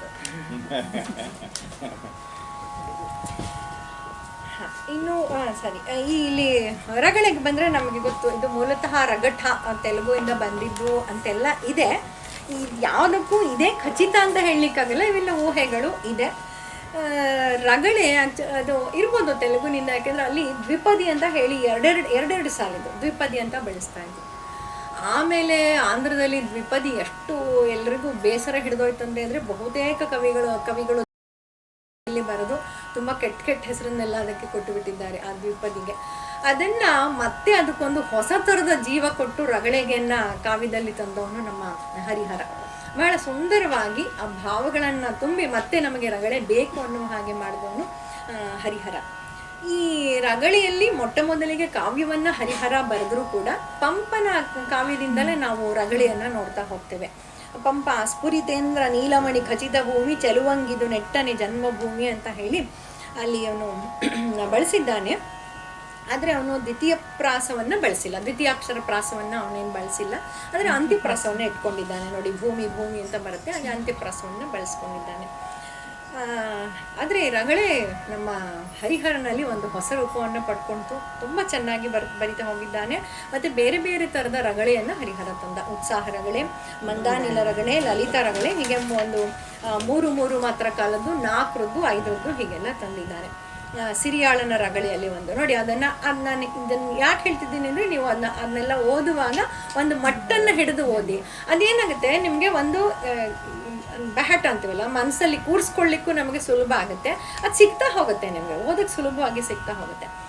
ಸಿರಿಯಾಳನ ರಗಳೆಯಲ್ಲಿ ಕೊನೆಯಲ್ಲಿ ಅವನು ಮಗನ ತಿಂದು ಆಯಿತು, ಈಶ್ವರ ಪಾರ್ವತಿ ಕೂತ್ಕೊಂಡು ಈಗ ಮಗನನ್ನು ಕರಿ ಅಂತ ಹೇಳ್ತಿದ್ದಾನೆ. ಆಗ ಮಗನ ಕರೆಯಲಂದು ಶಂಕೆ ಇಲ್ಲದಿರ್ದರೆಳ್ದು ಹೋಗಿ ಮಗನೆ ಬಾರೆ ನುಕ್ತ ಬಂದು ಕರೆದು ನೋಡಿ ಬೀಗಿ ಬಂದೇ ಬಿಟ್ಟ ಅವನು. ಹೀಗೆ ಆವಾಗ ಸಾಮಾನ್ಯ ನಮ್ಮಲ್ಲಿ ಉತ್ಸಾಹ ರಗಳೆಯನ್ನು ಉತ್ಸಾಹಕ್ಕೆ ಬಳಸಿರುವಂಥದ್ದು. ಎಲ್ಲಿ ಆನಂದ ಇದೆಯೋ ಅಲ್ಲೆಲ್ಲ ಬಹುತೇಕ ಅದಕ್ಕೆ ಅದನ್ನು ಉತ್ಸಾಹ ರಗಳೆ ಅಂತಲೇ ಕರೆದ್ಬಿಟ್ಟಿದ್ದಾರೆ. ಮತ್ತು ನೀವು ತಕ್ಕಿಟ ಅನ್ನೋ ಕಡೆ ದುಃಖ ತರಕ್ಕೆ ಸಾಧ್ಯವೇ ಇಲ್ಲ. ಅದು ದುಃಖ ಬರೋದೇ ಇಲ್ಲ. ನೀವು ದುಃಖ ತಂದರೂ ಅದೇನೋ ಖುಷಿಯನ್ನು ನಮ್ಗೆ ಅನಿಸ್ಬಿಡುತ್ತೆ. ಆ ಲಯನೇ ಹಾಗೆ. ಹಾಗಾಗಿ ಸಾಮಾನ್ಯವಾಗಿ ಆ ಉತ್ಸಾಹದ ಭಾವವನ್ನು ಉತ್ಸಾಹ ರಗಳೆಯಲ್ಲಿ ತಂದಿದ್ದಾರೆ.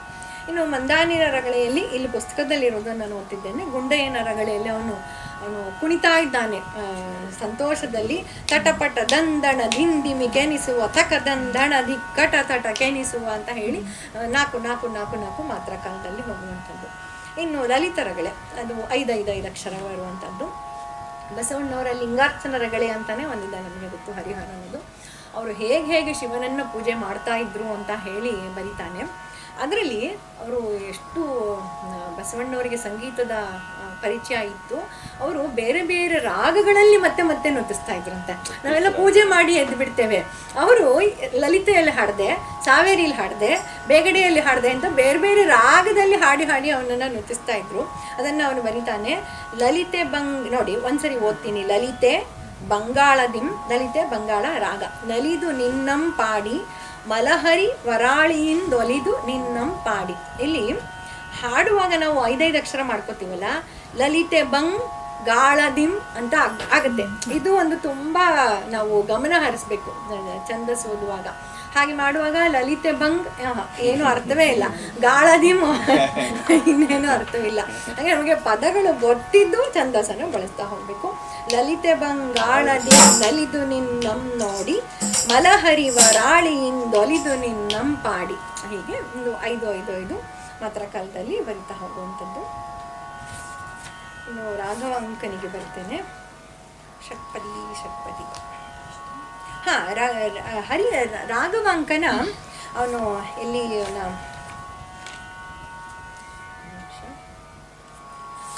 ರಾಘವಾಂಕನ ಪ್ರಸಿದ್ಧ ಕಾವ್ಯ ಯಾವುದು ನಮ್ಗೆಲ್ರಿಗೂ ಗೊತ್ತು, ಹರಿಶ್ಚಂದ್ರ ಕಾವ್ಯ. ಹರಿಶ್ಚಂದ್ರ ಕಾವ್ಯದ ಒಳಗೆ ಹರಿಶ್ಚಂದ್ರ ಕಾವ್ಯವನ್ನು ಅವನು ಬರೆದಿರೋದು ಷಟ್ಪದಿಯಲ್ಲಿ. ಆದರೆ ಅದರಲ್ಲಿ ಅವನು ರಗಳೆಯನ್ನ ತಂದಿದ್ದಾನೆ. ಹೌದು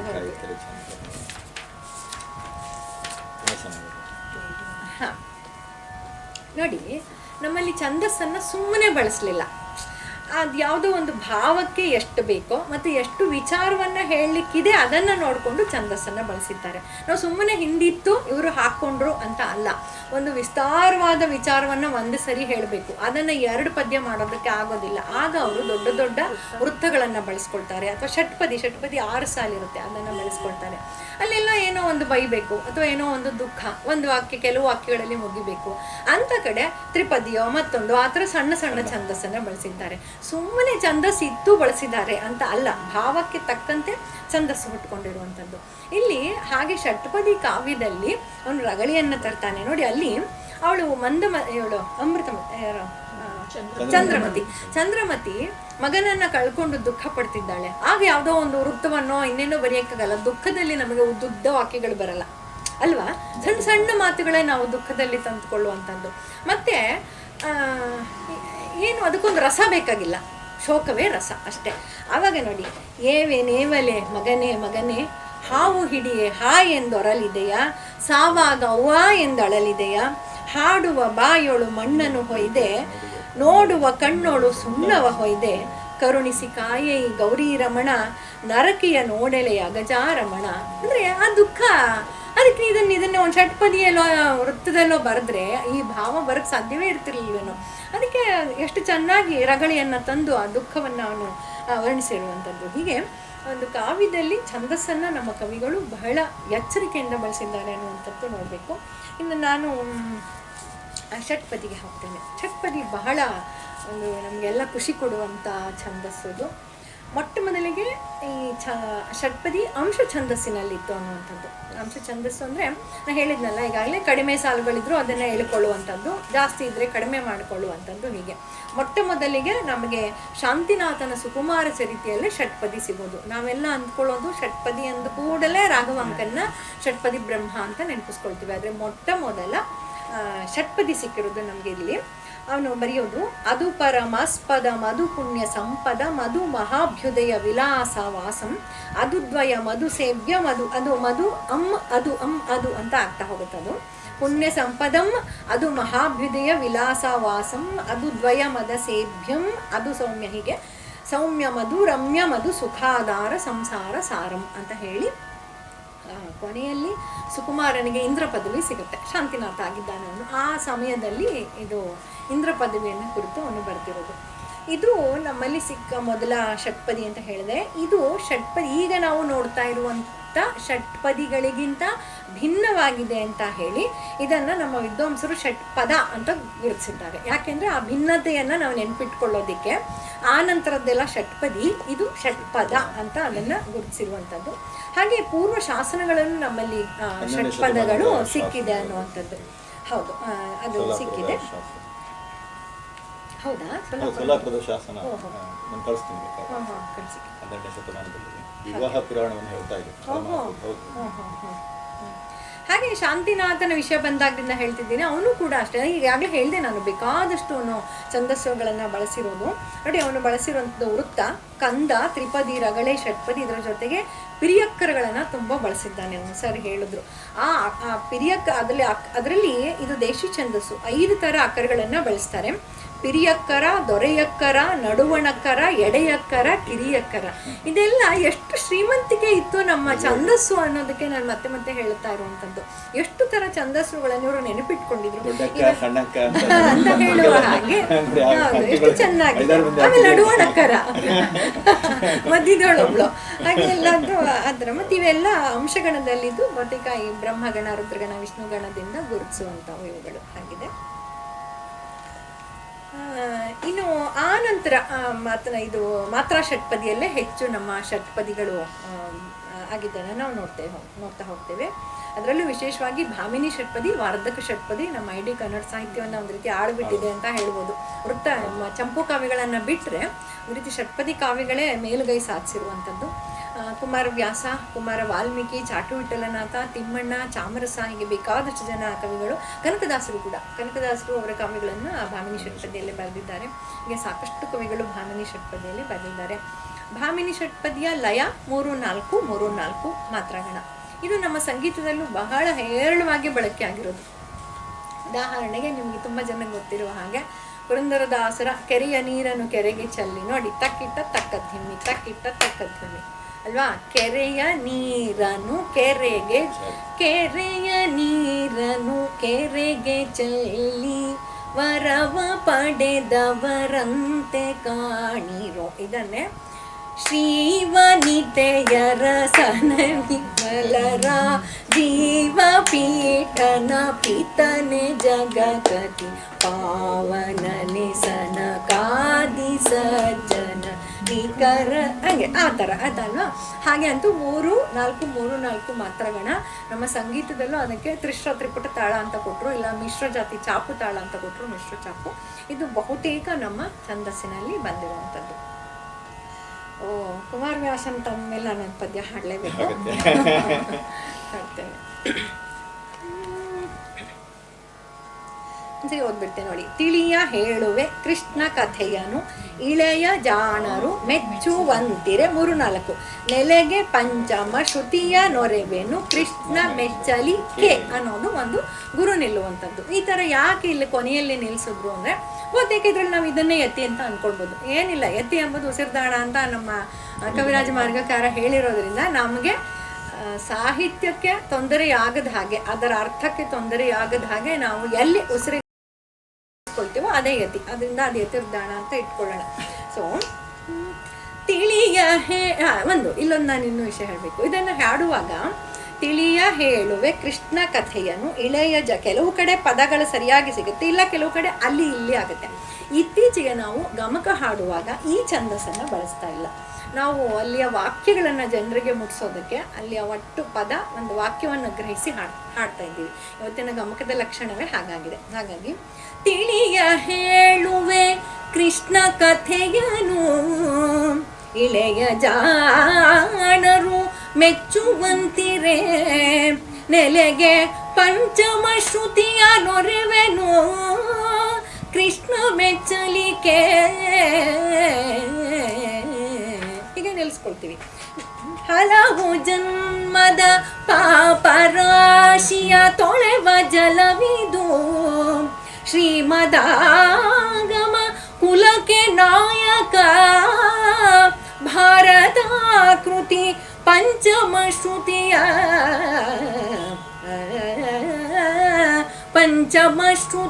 ನೊರೆವೆನು ಕೃಷ್ಣ ಮೆಚ್ಚಲಿಕೆ.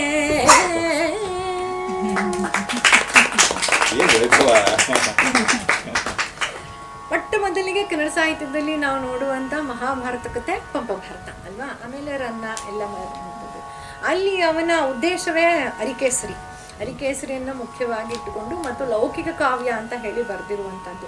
ಅದಕ್ಕೆ ಉತ್ತರವೋ ಅನ್ನುವ ಹಾಗೆ ಇಲ್ಲಿ ತಿಳಿಯ ಹೇಳುವೆ ಕೃಷ್ಣ ಕಥೆಯನು ಅಂತ ಸಾಧಿಸ್ತಾನೆ ಕುಮಾರವ್ಯಾಸ.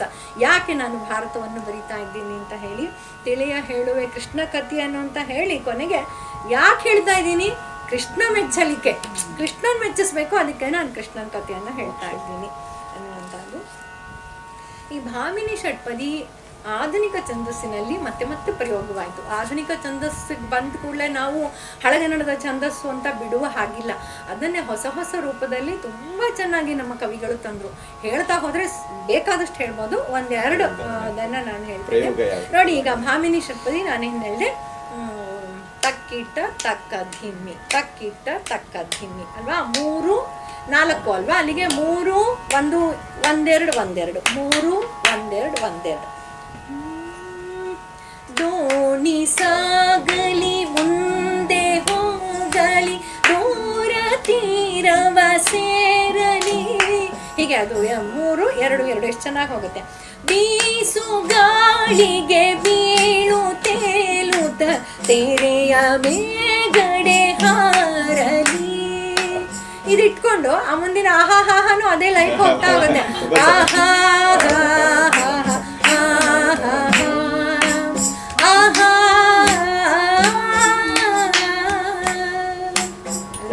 ಮೆಸೇಜ್ ಏನಿದೆ,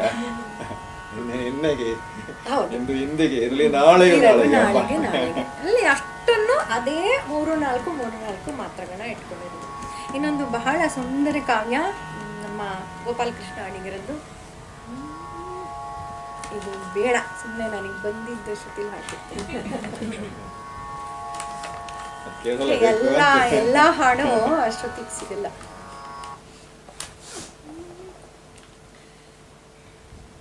ಯಾವ್ದು ಗೊತ್ತಾಯ್ತಾ? ಗೋಪಾಲಕೃಷ್ಣ ಅಡಿಗರದ್ದು.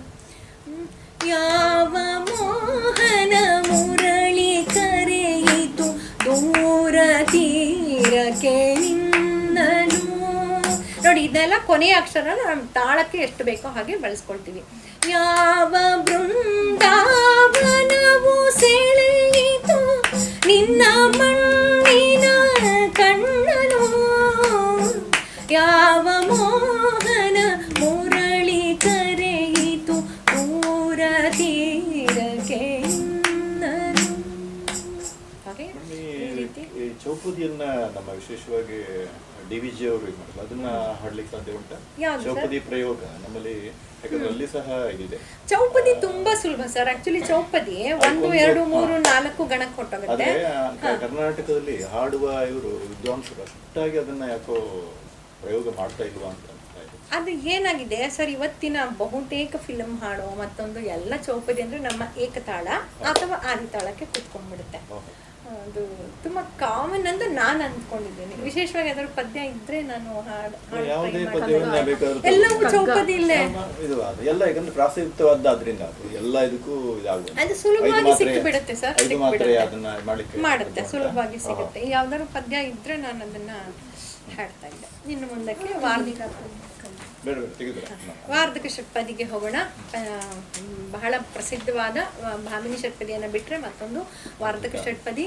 ರಾಘವಾಂಕ ಹರಿಶ್ಚಂದ್ರ ಕಾವ್ಯ ಬರೆದಿರುವಂಥದ್ದು, ಲಕ್ಷ್ಮೀಶ ಜೈಮಿನಿ ಭಾರತ, ಸಾಕಷ್ಟು ಕಾವ್ಯಗಳು ನಮ್ಮಲ್ಲಿ ಇದೆ. ಇದು 5 ಮಾತ್ರ ಕಾಲಕ್ಕೆ ಹೋಗುತ್ತೆ. 1 2 3 4 5 1 2 3 4 5 ಹೀಗೆ. ಮೊದಲ 2 ಸಾಲು ಮತ್ತು 4 5 ಸಾಲು ಒಂದು ಗಣದಲ್ಲಿ ಬಂದರೆ 3 ಮತ್ತು 6ನೇ ಸಾಲು ಅದರ 1.5 1/2 ಆಗುತ್ತೆ. ಅದು ನಮಗೆ ಗೊತ್ತು. ಇಲ್ಲೂ ಕೂಡ ನಾನು ಈ ಪುಸ್ತಕದಲ್ಲಿ ಸಿಕ್ಕ ಹಾಗೆ ಒಂದಷ್ಟು ರಾಗಗಳಲ್ಲಿ ತಗೊಂಡೆ. ಲಲಿತ ನೋಡಿ, ತಕ್ಕ ತಕ್ಕಿಟ್ಟ ತಕ್ಕ ತಕ್ಕಿಟ್ಟ ಈ ಲೆಕ್ಕ ಬರುತ್ತೆ. ಲಲಿತ ಸಾಳಂಗ ಸಾವೇರಿ ಗುಜ್ಜರಿ ಗೌಳ ಪಳಮಂಜರಿಗಳೆಂಬ ವಿವಿಧ ರಾಗಂಗಳಿ ಬಳಸಿ ಪಾಡಿಸಿದ ನೆರಡನೆಯ ತುಂಬುರು ನಾರದ ತೆರದೆ ಕುಶಲವರನು. ಇಲ್ಲಿ ಕುಶಲವರನ್ನ ವಾಲ್ಮೀಕಿ ಹಾಡಿ ಅಂತ ಹೇಳಿ ಹಾಡ್ಲಿಕ್ಕೆ ಶುರು ಮಾಡಿಸಿದ್ರು ರಾಮಾಯಣದ ಕಥೆಯನ್ನು. ಆವಾಗ ಅವರು ಲಲಿತಾ, ಸಾಳಂಗ, ಸಾವೇರಿ, ಗುಜ್ಜರಿ, ಗೌಳ, ಫಳಮಂಜರಿ ಈ ರಾಗಗಳಲ್ಲೆಲ್ಲ ಅವರು ಹಾಡಿದ್ರು. ಹೇಗೆ ಹಾಡಿದ್ರು? ತುಂಬೂರು ನಾರದರೇ ಹಾಡ್ತಾ ಇದ್ದಾರೆ ಅನ್ನುವ ಹಾಗೆ ಲವಕುಶರು ಹಾಡಲಿಕ್ಕೆ ಶುರು ಮಾಡಿದ್ರು ಅಂತ ಹೇಳಿ ಅವನು ಬರೀತಾನೆ. ಇನ್ನು ರಾಘವಾಂಕನ ವಾರ್ಧಕ ಷಟ್ಪದಿಯ ಜೊತೆಗೆ ಅವನು ಇನ್ನೊಂದು ಹೊಸ ಷಟ್ಪದಿಯನ್ನು ಹುಟ್ಟುಹಾಕಿದ, ಉದ್ದಂಡ ಷಟ್ಪದಿ ಅನ್ನೋದು. ಆ ಉದ್ದಂಡ ಷಟ್ಪದಿಗೂ ಇದಕ್ಕೂ ಏನು ತುಂಬ ವಿಶೇಷವಿಲ್ಲ. ಇಲ್ಲಿ 5 ಅಕ್ಷರದ 4 ಗಣ ಬರುತ್ತೆ. 5 5 5 5 ಅಲ್ಲಿಗೆ 20 ಅಕ್ಷರ ಆಯಿತು ಅಲ್ವಾ. ಇದರಲ್ಲಿ ಅವನು 4ರ 5 ಗಣವನ್ನು ತರ್ತಾನೆ. 4 4 4 4 5 ತರ್ತಾನೆ. ಅಲ್ಲಿಗೆ 4 5 ಹಯಲಯ ತುರಂಗ ಹೌದು. ಹಾಗೇಳಿ ಅದು ಹೌದು, ಅದು 5 4 20, ಇದು 4 5 20 ಹಾಗೆ ಅಷ್ಟೇ ಬರುತ್ತೆ. ಆದರೆ ಬಹುತೇಕ ಅವನಿಗೆ ಯತಿನ ಕೊಡೋಕ್ಕಾಗಿಲ್ಲ, ಅಲ್ಲಿ ಸೋತಿದ್ದಾನೆ ರಾಘವಾಂಕ ನಾನು ನೋಡಿದ ಹಾಗೆ. ಯಾಕೆಂದರೆ ನಾವು ಕೆಲವನ್ನ ಹಾಡ್ಕೊಂಡು ನೋಡಿದಾಗಲೇ ಗೊತ್ತಾಗುತ್ತೆ. ಅಲ್ಲಿ ಏನಾಗುತ್ತೆ ನೋಡಿ, ಭಾರತಿ ನೀಡುವ ವೀಣಾರವಮಂ ತುಂಬುರು, ಒಂದು ಲೈನು ತುಂಬುರು ನಾರದ ಅಂತ, ತುಂಬುರು ನಾರತ ರಾಣತಿಯಂ ನಂದಿ ನಂದಿ ಮಹಾಕಾಳರ ಪೂರಾಯದಗತಿ ರಂಭೆಯ ಕೇಳಿಕೆಯಂ ಭೃಂಗೀಶನ ನರ್ತಮಮಂ ಅಂತ ನಿಲ್ಲಿಸಿ ಆ ಕೊನೆಯದಕ್ಕೂ ನರ್ತನಮಂ ಅಂತ ಮುಗಿಸ್ಬಿಟ್ಟಿರೋದ್ರಿಂದ ಹಾಡಕ್ಕಾಗಲ್ಲ ನಮಗೆ. ಅರ್ಥ ಆಯ್ತಾ? ಅಲ್ಲೇನಾದ್ರು ಭೃಂಗೀಶನ ನರ್ತನಮಂ ಅಂತ ಹೇಳಿ ಇನ್ನೊಂದು ಗಣನ ಬಿಡಬೇಕು ಅವನು. ಅರ್ಥ ಆಗ್ತಿದ್ಯಾ ನಿಮಗೆ? ಯತಿ ಜಾಗಕ್ಕೆ ಬಂದ್ಬಿಡ್ತಲ್ಲ, ಕನ್ನಡಕ್ಕೆ ಯತಿ ಇಲ್ಲ, ಕೋಣಕ್ಕೆ ಮತಿ ಇಲ್ಲ ಅಂತ ಇಲ್ಲ, ಎಲ್ಲ ಕಡೆನೂ ಇಲ್ಲ. ಇವನು ಬಿಟ್ಟ, ನಮ್ಮ ಕುಮಾರವ್ಯಾಸರ ಅಲ್ಲ ಹಾಗೆ ಮಾಡಿಲ್ಲ. ಅಂದ್ರೆ 3 ಮತ್ತು 6ನೇ ಸಾಲಲ್ಲಿ ಕೊನೆಯದನ್ನ ನಮ್ಮಲ್ಲಿ ಗುರು ಅಂತಾನೆ ಗುರುತಿಸ್ತೀವಿ ನೋಡಿ. ಆ ಗುರು ಅನ್ನೋದನ್ನ 1 ಅಕ್ಷರ ತರ್ತಾನೆ, ಇನ್ನು ಆ 3 4 ಅಷ್ಟು ಗಣವನ್ನ ನಾವು ಹಾಡಿಗೆ ನಿಲ್ಲಿಸ್ಕೊಳ್ತೀವಿ ಅಥವಾ ಉಸಿರಿಗೆ ನಿಲ್ಲಿಸ್ಕೊಳ್ತೀವಿ. ಇಲ್ಲಿ ಅವನು ಆ ಕೊನೆಯ ಗಣವನ್ನು ಪೂರ್ತಿ ನರ್ತನಮಮ್ಮ ಅಂತ ನಿಲ್ಲಿಸ್ಬಿಟ್ಟಿರೋದ್ರಿಂದ ನಮ್ಗೆ ಉಸಿರು ತಗೊಳಕ್ಕೆ ಜಾಗ ಆಗಲ್ಲ, ಮತ್ತೆ ಕೂಡಲೇ ಇನ್ನೊಂದು ಬರುತ್ತೆ. ಹಾಗಾಗಿ ಆ ಛಂದಸ್ಸಿನಲ್ಲಿ ಒಂದು ಸ್ವಲ್ಪ ಈ ಉದ್ದಂಡ ಷಟ್ಪದಿಯಲ್ಲಿ ಸೋತ ಅಂತ ನನ್ನ ಹೌದು. ಹಾ, ಮುಖ್ಯ ಅದು. ಅದರಿಂದ ಅದು ಜನಪ್ರಿಯವಾಗ್ಲಿಲ್ಲ, ಅವನಿಗೆ ನಿಂತು ಹೋಯ್ತು. ಮತ್ತೆ ಹೆಚ್ಚು ಅದನ್ನ ಬಳಸಿಲ್ಲ. ಅದೇ ಅವನೊಬ್ಬನೇ ಅಲ್ಲ ಸರ್. ಮತ್ತೆ ನಾನು ಅಲ್ಲಿ ಪದ್ಯಗಳನ್ನ ಅಷ್ಟೊಂದು ನೋಡಿಲ್ಲ ಸರ್. ಅವನು ಕೊನೆಯ ಯತಿಗಳನ್ನ ಬಿಟ್ಟಿದ್ದಾನ? ಬಿಟ್ಟಿಲ್ವಾ? ಅಲ್ಲೂ ಬಿಟ್ಟಿಲ್ವಾ? ಅಂದ್ರೆ ಅವಾಗ ನಾವ್ ಏನ್ ಮಾಡ್ಬೇಕು, ಇನ್ನೊಂದಷ್ಟು ಸಂಗೀತ ಕೊಟ್ಟು ನಿಲ್ಲಿಸ್ಕೊಳ್ಬೇಕು. ಆದ್ರೆ ಕರೆಕ್ಟ್ ಆ ಛಂದಸ್ ಏನಿದೆ 1.5 ಆಗ್ಬೇಕು, ಅದು ಹೊರಟೋಗುತ್ತೆ. ಇನ್ನು ಆಧುನಿಕ ಸಾಹಿತ್ಯದಲ್ಲಿ ಈ ವಾರ್ಧಕ ಷಟ್ಪದಿಯ ಬಳಕೆ ಹೇಗಾಯ್ತು ನೋಡ್ಕೊಳ್ಳೋಣ. 5 ಮಾತ್ರ ಕಲ್ಲ ಅಂತ ಹೇಳಿದೆ. BMಶ್ರೀ ಅವ್ರದ್ದು ಕರುಣಾಳು ಬಾ ಬೆಳಕೆ ಮುಸುಕಿದಿ ಮಬ್ಬಿನಲಿ ಕೈ ಹಿಡಿದು ನಡೆಸೆನ್ನನು. 5 ಇರುಳು ಕತ್ತಲೆಯಾಗವಿ ಮನೆ ದೂರ ಕನಿಕರಿಸಿ ಕೈ ಹಿಡಿದು ನಡೆಸೆನ್ನನು. ಕರುಣಾಳು ಬಾ ಬೆಳಕೆ ಮುಸುಕಿದಿ ಮಬ್ಬಿನಲಿ ಕೈ ಹಿಡಿದು ನಡೆಸೆನ್ನನು. 1926ರಲ್ಲಿ ಎಲ್ಲ ಒಟ್ಟಿಗೆ ಅದು ಪ್ರಕಟವಾದ್ದು. ಮೊದಲು 21ರಲ್ಲಿ ಬಂತು, 23ರಲ್ಲಿ ಬಂತು, ಅನಂತರ ಒಟ್ಟು ಇಂಗ್ಲಿಷ್ ಗೀತೆಗಳು ಪ್ರಕಟವಾಗಿ ಈಗ 100 ವರ್ಷ ಆಗುತ್ತೆ. ಮತ್ತೆ ಯಾರಿಗೂ ಇದು ಇಂಗ್ಲಿಷಿಂದ ಬಂದಿದ್ದು ಅಂತ ಅನ್ನಿಸೋದೇ ಇಲ್ಲ, ಅಷ್ಟು ಚೆನ್ನಾಗಿ ಆ ಭಾವ ಪದಗಳ ಪ್ರಯೋಗಗಳು. ಮತ್ತೆ ನಮ್ಮ ಕುವೆಂಪು ಅವ್ರದ್ದು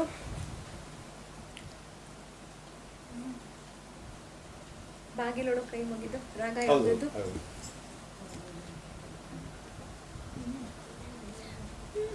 ಬಾಗಿಲೊಳು ಕೈ ಮುಗಿದು ಒಳಗೆ ಬಾಯಾತ್ರಿಕನೇ ಶಿಲೆಯಲ್ಲವೀ ಗುಡಿಯು ಕಲೆಯ ಬಲೆಯು. 5 ಮಾತ್ರ ಕಾಲಕ್ಕೆ ಮಾಡಿರುವಂಥದ್ದು. ಇನ್ನೊಂದು ನಿಮಗೆಲ್ಲ ಇಷ್ಟವಾಗುವಂಥದ್ದು ನಮ್ಮ ಮಲ್ಲಿಗೆ ಕವಿ ನರಸಿಂಹಸ್ವಾಮಿ ಅವರದ್ದು, KS ನರಸಿಂಹಸ್ವಾಮಿ ಅವರದ್ದು.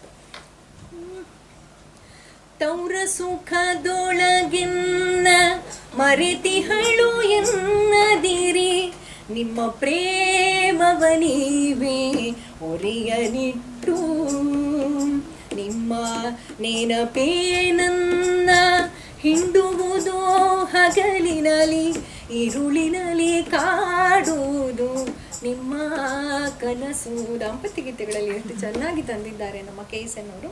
ಇದು ಕೂಡ ಹಾಗೆ 5 ಮಾತ್ರ ತಂದಿರೋದು. ಇನ್ನು ದಾಸರಂದು ವಿಶೇಷವಾಗಿ ತುಂಬಾ ಬಳಸ್ಕೊಂಡಿದ್ದಾರೆ. ತಲ್ಲಣಿಸದಿರು ಕಂಡ್ಯ, ತಲ್ಲಣಿಸದಿರು ಕಂಡ್ಯ ತಾಳು ಮನವೇ ಎಲ್ಲರನ್ನೂ ಸಲಹುವನು ಇದಕ್ಕೆ ಸಂಶಯ ಬೇಡ. ತಲ್ಲಣಿಸದಿರು ಕಂಡ್ಯ ತಾಳು ಮನವೇ. ಹೀಗೆ 5 ಮಾತ್ರ ಕಾಲದ್ದು. ಇನ್ನು ಶರಕುಸುಮ ಪರಿವರ್ಧಿನಿ ಒಂದು ಚೂರು ತಂದು ನಿಲ್ಲಿಸ್ಬಿಡ್ತೀನಿ. ಶರಷಟ್ಪದಿ 4 ಮಾತ್ರ ಕಾಲದ್ದು. ಈಶನ ಕರುಣೆ ಸರ್ ಇದೆಲ್ಲ ಹೇಗೇನ ಅಲ್ವಾ ಇದರಲ್ಲೇ ಬರೋದಲ್ಲ. ಈಶನ ಕರುಣೆಯ ನಾಶಿಸು ವಿನಯದಿ ದಾಸನ ಹಾಗೆಯೇ ನೀ ಮನವೇ 4 ಬರ್ತಾ ಹೋಗೋದು. ಪುರಂದರದಾಸರ ಕಲಿಯುಗದೊಡು ಹರಿನಾಮವನೆ ಕುಲಕೋಟಿಗಳು ಉದ್ಧರಿಸುವ ಹೀಗೆಲ್ಲ 4. ಯಾದವನೀವ ಯದು ಕುಲನಂದನ ಮಾಧವ ಮಧುಸೂದನ ಈಗೆಲ್ಲ 4 ಬರುವಂಥದ್ದು. ನಮ್ಮಮ್ಮ ಶರದೇವು ಮಹೇಶ್ವರಿ ನಿಮ್ಮೊಳಗಿಹನ್ಯಾರಮ್ಮ ತಮ್ಮ ಗೋಲನ ವೈರಿ ಸುತನಾದ ಸುಂಡಿಲ ಹೆಮ್ಮೆಯ ಗಣನಾಥನೇ ಕಾಣಮ್ಮ ನಮ್ಮಮ್ಮ ಶಾರದೆ 1 2 3 4 ಹಿಂಗೆ ಹೋಗುತ್ತೆ. ಆಮೇಲೆ ಹೆಮ್ಮೆಯ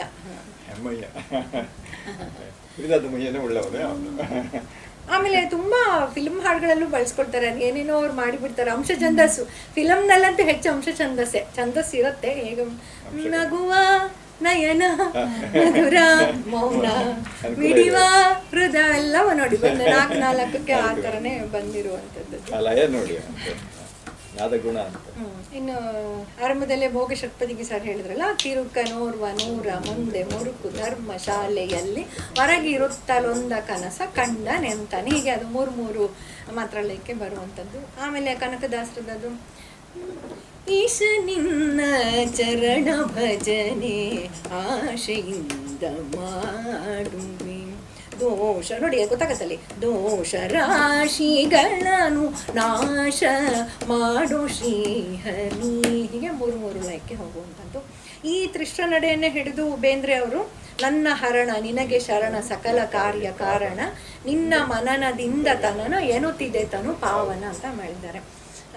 ಕುವೆಂಪು ಅವರದ್ದು ಅಡಿಯ ಗೆಜ್ಜೆ ನಡುಗೆ ಹೆಜ್ಜೆ ಇಡುತ್ತ ಸುಗ್ಗಿ ಬರುತ್ತಿದೆ ಸುಗ್ಗಿ ಬರೆ ಹಿಗ್ಗಿ ತೆರೆ ಸಗ್ಗ ಸುಖವ ತರುತ್ತಿದೆ ಅಂತ ಹೇಳಿ ತುಂಬಾ ಚೆನ್ನಾಗಿದೆ ಅದರ ಸಾಹಿತ್ಯ. ಓದಿ ನೀವು ಒಂದ್ಸರಿ. ಹಾಗೆ 3 ಲಯ ಹಿಡಿದು ಮಾಡಿರುವಂಥದ್ದು. ಒಂದು 2 ನಿಮಿಷದಲ್ಲಿ ಮುಗಿಸ್ಬಿಡ್ತೇನೆ. ಆನಂತರ 16ನೇ ಶತಮಾನದಲ್ಲಿ ಕಾಣಿಸ್ಕೊಳ್ಳುವಂಥ ಸಾಂಗತ್ಯ ಅನ್ನುವ ಸಾಹಿತ್ಯ ಬಹಳ ಜನಪ್ರಿಯವಾಯಿತು ಆ ಕಾಲಘಟ್ಟಕ್ಕೆ. ಮೊಟ್ಟ ಮೊದಲಿಗೆ 1500 ಅಂದರೆ ಅಲ್ಲಿಗೆ 16ರ ಪ್ರವೇಶಿಕೆ ಅಂತ ಅಂದ್ಕೊಳ್ಳೋಣ. ಶಿಶುಮಾಯಣ ಅವನ ಮೊದಲ ಸಾಂಗತ್ಯ ತ್ರಿಪುರ ದಹನ ಸಾಂಗತ್ಯವನ್ನು ಬರೆದಿದ್ದಾನೆ. ಇಲ್ಲಿಯ ವಿಶೇಷ ಅಂದರೆ ನಮ್ಮ ಜೈನ ಕವಿಗಳು ಕೂಡ ಆ ಕಾಲಧರ್ಮಕ್ಕೆ ಅನುಗುಣವಾಗಿ ಅವರು ಕೂಡ ಸಾಂಗತ್ಯದಲ್ಲಿ ಸಾಕಷ್ಟು ಕಾವ್ಯಗಳನ್ನು ಬರಲಿಕ್ಕೆ ಶುರು ಮಾಡಿದ್ದಾರೆ. ಅಂದರೆ ಮುಖ್ಯವಾಗಿ ಜನಪ್ರಿಯತೆಯೇ ಬೇಕು ಅಲ್ವಾ ಎಲ್ಲ ಕವಿಗಳಿಗೂ. ಆ ಕಾಲಕ್ಕೆ ಜನ ಏನನ್ನ ಇಷ್ಟಪಡ್ತಾರೋ ಅದ್ರ ತಕ್ಕ ಹಾಗೆ ಅದರಲ್ಲಿ ಕಾವ್ಯಗಳನ್ನು ಬರೆದಿದ್ರಿಂದ ಜೈನರು ಕೂಡ ದೇಶಿ ಛಂದಸ್ಸನ್ನು ಹೆಚ್ಚು ಬಳಸಿದ್ರು. 3ನೇ ಮಂಗರ್ಸ ನಾವು ನೇಮಿ ದಿನೇಶ ಸಂಗತಿ ನಿನ್ನೆ ಮಾತಾಡಿದ್ವಲ್ವ ನಾವು. ಶ್ರೀಪಾಲ ಚರಿತೆ ಪ್ರಭಂಜನ ಚರಿತೆ ಇದನ್ನೆಲ್ಲ ಅವನು ಸಾಂಗತ್ಯದಲ್ಲಿ ಬರೆದಿರೋದು. ನಂಜುಂಡ ಕವಿಯ ರಾಮನಾಥ ಚರಿತೆ ಬಹಳ ಪ್ರಸಿದ್ಧವಾದ್ದು. ಅದು ನಮ್ಮ ಕನ್ನಡ ಸಾಹಿತ್ಯದ ಮೊದಲ ಐತಿಹಾಸಿಕ ಕಥೆಯನ್ನು ಕಟ್ಟಿಕೊಟ್ಟಿರುವಂಥ. ಇನ್ನೆಲ್ಲವೂ ಕಾಲ್ಪನಿಕ ಕತೆ ಮತ್ತು ರಾಮಾಯಣ ಮಹಾಭಾರತ ನಡೆದಿದೆ ಅಂತ 100ಕ್ಕೆ 100 ನಾವು ಹೇಳಲಿಕ್ಕಾಗೋದಿಲ್ಲ ಅಲ್ವಾ. ಹಾಗಾಗಿ ಅಂಥ ಕಥೆಗಳನ್ನು ಅನುಸರಿಸಿ ಬಂದಂಥದ್ದು. ಆದರೆ ಮೊದಲ ಐತಿಹಾಸಿಕ ಕಾವ್ಯ ಅಂದರೆ ನಮ್ಮದು ರಾಮನಾಥ ಚರಿತೆ. ನಂಜುಂಡ ಕವಿದು ಅದು ಸಾಂಗತ್ಯದಲ್ಲಿ ಇರುವಂಥದ್ದು. ಇನ್ನು ಸಾಂಗತ್ಯ ಅಂದ ಕೂಡಲೇ ನಮಗೆ ನೆನಪಾಗೋದು ರತ್ನಾಕರ ವರ್ಣಿ ಅವನ ಭರತೇಶ ವೈಭವ. ಅವನ ಕವಿದಲ್ಲೂ ಬಹುತೇಕ ಅಂಶ ಛಂದಸ್ಸಿದೆ. ಇವತ್ತು ನಾವು ಜಾನಪದದಲ್ಲಿ ಸಾಂಗತ್ಯ ನೋಡ್ಲಿಕ್ಕೆ ಹೋದರೆ 5 ಮಾತ್ರ ಕಾಲ ಸಿಗುತ್ತೆ ನಮಗೆ ಬಹುತೇಕ. ಆದರೆ ಇವನದು ರತ್ನಾಕರ ವರ್ಣಿಯದು ಅಂಶ ಛಂದಸ್ಸಿನಲ್ಲಿದೆ. ಅಂದರೆ ನಾವು ಅದನ್ನು ಅಡ್ಜಸ್ಟ್ ಮಾಡ್ಕೊಳ್ಬೇಕಾಗತ್ತೆ. ಅರುಹಂತ ದೇವರ ಸಿದ್ಧರ ಮುನಿಗಳ ಸ್ಮರಿಸಿ ಚಕ್ರೇಶ್ವರನ ಮನದೆ ನೋಡಿ ಅನಾ ಅಂತ ಅಷ್ಟಕ್ಕೆ ನಾವು ಹೇಳ್ಕೊಳ್ಬೇಕಾಗತ್ತೆ. ಪರಿಯಾನರಿದು ಯೋಗ ಭೋಗಗಳೆರಡಾನು ಬೆರೆಸಿ ಹಾಡಿದರು ನೀರೆಯರು ಈ ರೀತಿ ಒಂದಷ್ಟು ಎಳ್ಕೊಂಡು ಮಾಡಿಕೊಂಡು ಅದನ್ನು ಹೇಳಬೇಕು. ರತ್ನಾಕರ ವರ್ಣಿಯ ಭರತೇಶ ವೈಭವ ಹೇಳೋದೇ ಯೋಗ ಭೋಗದ ಕತೆ ನಮಗೆ ಗೊತ್ತು. ಅವೆರಡೂ ಮುಖ್ಯ ಬದುಕಿನಲ್ಲಿ ಅನ್ನುವ ಹಾಗೆ ಎರಡಕ್ಕೂ ಒಂದು ರೀತಿ ಸಮನಾದ ದಾರಿ ಎರೆದು ಕಾವ್ಯವನ್ನು ತಂದಿದ್ದಾನೆ. ಅಲ್ಲೂ ಕೂಡ ಅವನು ಎಷ್ಟು ಚೆನ್ನಾಗಿ ಅದನ್ನು ಕಾವ್ಯದಲ್ಲಿ ಉದ್ದಕ್ಕೂ ಆ ಯೋಗ ಭೋಗ ಅನ್ನುವ ಪದಗಳನ್ನು ತರ್ತಾ ಹೋಗ್ತಾನೆ. ಅಲ್ಲಿ ಅವನ ರಾಜನ ಆಸ್ಥಾನದಲ್ಲಿ ಆ ನೀರಿಯರು ಹಾಡಿದ್ದು ಏನಂದರೆ ಅರುಹಂತ ದೇವರ ಸಿದ್ಧಾರ ಮುನಿಗಳ ಸ್ಮರಿಸಿ ಚಕ್ರೇಶ್ವರನ ಮನದಿ ಪರಿಯಾನರಿದು ಯೋಗ ಭೋಗಗಳೆರಡಾನು ಬೆರೆಸಿ ಹಾಡಿದರು ನೀರೆಯರು. ಅಲ್ಲೂ ಕೂಡ ಆ ಯೋಗ ಭೋಗ ಎರಡೂ ರಸವನ್ನು ತಂದು ಅವರು ಹಾಡಿದರು ಅಂತ. ಇನ್ನೊಂದು ಪದ್ಯ, ಕಬ್ಬಿಗಾರೋದು ಗಬ್ಬವ ಹಾಡು ಹಬ್ಬವ ಕಬ್ಬದೋಳರೆ ವಾರಿವೆರಡು ಕಬ್ಬಿನಂತಿರಬೇಕು ಬಿದಿರಂತೆ ರಚಿಸಾಲೆ ಕಬ್ಬೆ ಹೇಳಲೆ ಸರಸ್ವತಿಯೇ ಅಂತ ಬರೀತಾನೆ. ಎಷ್ಟು ಚೆನ್ನಾಗಿದೆ ನೋಡಿ ಇದು. ಕಬ್ಬಿಗರು ಅಂದ್ರೆ ಕವಿಗಳು ಒಂದು ಕಡೆ ಕಾವ್ಯ ಬರೆದ್ರೆ ಓದಕ್ಕೂ ಆಗಬೇಕು ಹಾಡಕ್ಕೂ ಆಗಬೇಕು. ಓದು ಗಬ್ಬವ ಹಾಡು ಗಬ್ಬವ ಎರಡೂ ಆಗಬೇಕು. ಓದೋರ್ಗೂ ಖುಷಿ ಕೊಡಬೇಕು, ಹಾಡೋರ್ಗೂ ಖುಷಿ ಕೊಡಬೇಕು. ಅದಕ್ಕೆ ನಮ್ಮಲ್ಲಿ ಛಂದಸ್ಸು ಬೇಕು ಅಂತ ಹೇಳಿರುವಂಥದ್ದು. ಅಂತ ಅವನು ಹೇಳ್ತಾನೆ ನೋಡಿ. ಇದು ನನ್ನ ಕೊನೆ ಪದ್ಯ. ಅಂದ್ರೆ ಛಂದಸ್ಸು ಯಾಕೆ ಬೇಕು ಅಂತ ಅವನಲ್ಲಿ ಹೇಳ್ತಾನೆ. ಹಾಗಾಗಿ ಅದು ಓದಕ್ಕೂ ಆಗಬೇಕು ಹಾಡೋದಕ್ಕೂ ಆಗಬೇಕು. ಅದು ಎರಡು ಇದ್ದಾಗ ಅದು ಕಬ್ಬಿನ ಹಾಗಿರುತ್ತೆ, ಇಲ್ಲ ಬಿದಿರು ಅದು. ಎಷ್ಟು ಚೆನ್ನಾಗಿ ಹೇಳ್ತಾನೆ. ಅದನ್ನು ಕೇಳ್ತಾ ಇರೋದು ಯಾರಿಗೆ? ಸರಸ್ವತಿಗೆ. ಕಬ್ಬಿನಂತಿರಬೇಕು ಬಿದರಂತೆ ರಚಿಸಾಲೆ ಕಬ್ಬೆ ಹೇಳಲೆ ಸರಸ್ವತಿ ಅಂತ. ಇಲ್ಲದ್ರೆ ಯಾಕಮ್ಮ ನಾನು ಬರೀಲಿ ಸರಸ್ವತಿ ಕಾವ್ಯನ, ನಂಗೆ ಛಂದಸ್ಸು ಬೇಕು, ಅದನ್ನು ದಯಪಾಲಿಸುವಂತ ಅವರಿಗೆ ಹೇಳುವ ಮೂಲಕ ಹೀಗೆ ಛಂದಸ್ಸು ಅನ್ನೋದು ಬರೀ ಮಾತಲ್ಲ, ಅದು ನಮ್ಮ ಕಾವ್ಯಕ್ಕೆ ಸೌಂದರ್ಯವನ್ನು ತಂದುಕೊಟ್ಟಿರೋದು ಮತ್ತು ರಸವನ್ನು ತಂದುಕೊಟ್ಟಿರೋದು. ಯಾಕೆಂದ್ರೆ ನಾನು ಹೇಳಿದೆ, ಯಾವ ರಸಕ್ಕೆ ಅಲ್ಲಿ ಎಷ್ಟು ವಿಷಯ ಹೇಳೋಕ್ಕಿದೆಯೋ ಆ ರಸವನ್ನು ಅಥವಾ ಅಷ್ಟು ವಿಚಾರವನ್ನು ಹೇಗೆ ಬೇಕು ಹಾಗೆ ಅದಕ್ಕೆ ತಕ್ಕ ಹಾಗೆ ಛಂದಸ್ಸನ್ನು ಅವರು ಬಳಸ್ಕೊಂಡಿರುವಂಥದ್ದು. ಛಂದಸ್ಸು ಒಂಥರ ಗಣಿತ ಇದ್ದ ಹಾಗೆ. ಕೆಲವರಿಗೆ ಗಣಿತ ತುಂಬ ಇಷ್ಟವಾಗುತ್ತೆ, ಕೆಲವರಿಗೆ ಅಯ್ಯೋ ಗಣಿತನ ಅನ್ಸುತ್ತೆ. ಹಾಗಾಗಿ ಅದನ್ನು ಕಲಿಯುವಾಗಲೇ ಅದಕ್ಕೊಂದು ಒಳ್ಳೆಯ ಒಂದು ರಸಪುಷ್ಟಿಯಾಗಿ ನಮಗೆ ಛಂದಸ್ಸು ಸಿಕ್ಬಿಟ್ರೆ ಛಂದಸ್ಸನ್ನು ಹೀಗೆ ಓದಬೇಕಾ ಅಂತ ಅನ್ನಿಸ್ಬೇಕು. ಹಾಗಾಗಿ ನಾಳೆ ನೀವುಗಳು ಪಾಠ ಮಾಡುವಾಗ ಅದಕ್ಕೇನು ಸಂಗೀತ ಬೇಕು ಅಂತಿಲ್ಲ, ಒಂದು ಜಾನಪದದ ಒಂದು ಮಟ್ಟ ಸಾಕು. ಅದನ್ನು ಹಿಡಿದೇ ಆ ಛಂದಸ್ಸು ಹಾಡಿದಾಗ ಅವುಗಳು ಹೆಚ್ಚು ರುಚಿಸುತ್ತೆ, ಮುಂದಿನವರಿಗೆ ಹೆಚ್ಚು ತಲುಪಿಸ್ಲಿಕ್ಕೆ ಆಗುತ್ತೆ ಅಂತ ನನ್ನ ಮಾತುಗಳು. ನಮಸ್ಕಾರ. ಬೋರ್ ಮಾಡಲಿಲ್ಲ ಪ್ರಯೋಗ. ನಮ್ಮಲ್ಲಿ ಏನಾಗಿದೆ ಅಂತ ಹೇಳಿದ್ರೆ ಕನ್ನಡದಲ್ಲಿ BM ಶ್ರೀ ಅವರ ಪ್ರಸ್ತಾಪ ಬಂತು. ಕನ್ನಡದಲ್ಲಿ ಬೆಳೆಯೇನು ಚೆನ್ನಾಗಿದೆ, ಕುಯ್ಯುವವರಿಲ್ಲ. ಕಟಾವು ಮಾಡುವ ಕ್ರಮವನ್ನ ಹೇಳಿಕೊಟ್ಟಂತಹ ದೊಡ್ಡಕ್ಕನಿಗೆ ನಮ್ಮನ್ನು ಹೌದು. ನಾವೀಗ ತ್ರಿಪದಿ ಛಂದಸ್ಸಿನಿಂದ ಸಾಂಗತ್ಯ ನೋಡಿ. ಈ ವೈವಿಧ್ಯ ಹಿಂದಿ ನೋಡಿ, ನಾನು ಇತ್ತೀಚೆಗೆ ಮರಾಠಿ ಕಾವ್ಯವನ್ನೆಲ್ಲ ನೋಡ್ತಾ ಇದ್ದೆ. ವೈವಿಧ್ಯವೇ ಇಲ್ಲ, ಸಪಾಟಾದ ಒಂದು ಭಕ್ತಿ ಇದೆ. ಅಲ್ಲಿ ಭಾರೂಢ ಇದೆ, ಅಭಂಗ ಇದೆ, ಅನಂತರ ಓವಿ ಇದೆ, ಓವಿಂದ ಆರಂಭ ಆಗುತ್ತೆ. ಆಶ್ಚರ್ಯ, ಕನ್ನಡದ ಮಾತ್ರ ಈ ಸಮೃದ್ಧಿ ಯಾಕೆ? ಹಿಂದಿಯಲ್ಲಿ ಇಲ್ಲ. ಹೆಚ್ಚಂದ್ರೆ ಅಲ್ಲಿ ಮೀರಾ ಇದ್ದಾರೆ, ಜಯದೇವ ಕವಿ ಅವರೆಲ್ಲ ಇದೆ, ಅಷ್ಟಕ ಮತ್ತು ಇದೆ. ಅದು ಈ ಥರದ ವೈವಿಧ್ಯಗಳು ಕನ್ನಡದಲ್ಲಿ 12-13 ಪ್ರಕಾರದ ಈ ಒಂದು, ಮೇಡಮ್ ಹೇಳುವುದಾದ್ರೆ ಅವ್ರು 40-50 ಹೇಳ್ತಾರೆ. ಕನಿಷ್ಠ ಪಕ್ಷ 10-12 ಬಗೆ ಬಹಳ ಪ್ರಸಿದ್ಧವಾದಂತಹ ಈ ಛಂದೋಮಟ್ಟುಗಳಿವೆ. ಇದರಿಂದಾಗಿ ಕನ್ನಡ ಬೆಳೀತು ಅಂತ ನಾನು.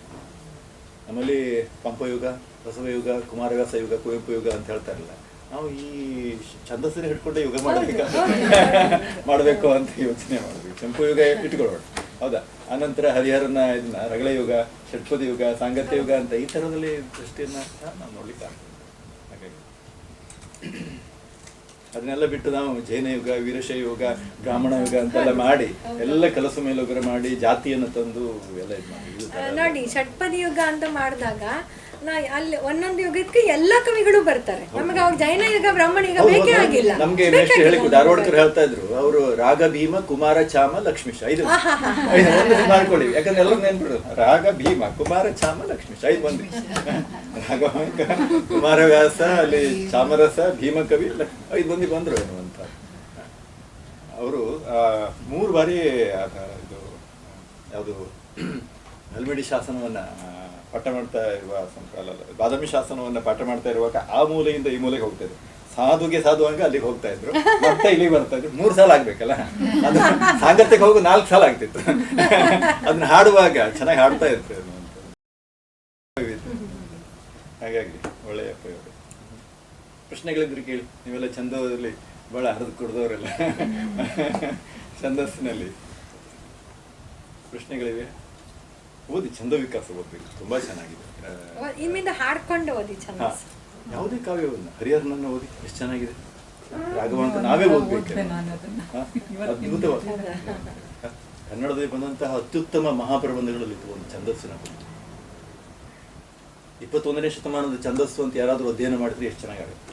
ಯಾರೂ ಮಾಡಿಲ್ಲ. ಕಳೆದ 25 ವರ್ಷಗಳಲ್ಲಿ ಕಾವ್ಯ, ಕಣಿವೆಯವರ ಕಾವ್ಯದಲ್ಲಿ ಛಂದಸ್ಸಿದೆ, GSS ಅವರ ಕಾವ್ಯದಲ್ಲಿ ಛಂದಸ್ಸಿದೆ. ನಮಗೆ ಗೊತ್ತಿದೆಯಾ? ನಾವು ಗಮನಿಸಿದೇವಾ? ಇಲ್ಲ. ಛಂದಸ್ಸು ಮುಕ್ತ ಛಂದಸ್ಸು ಅಂತ ನಾವು ಹೇಳಿದ್ರು ನಮ್ಮ ಕವಿಗಳು, ನನ್ನ ಜನ ನಿನ್ನೆ ದಿನ ಬೆಟ್ಟದಂತೆ ಬಂದು. ಮಳೆ ಬರುವ ಕಾಲಕ್ಕ ಒಳಗೆ ಹಾಕುಂತೆ ತ್ರಿಪದಿ ಅದು. ತ್ರಿಪದಿ ಅದು ಇವತ್ತು ಡಿಮಾಂಡ್ ಮೇಲೆ ಹಾಡ್ತಾರೆ.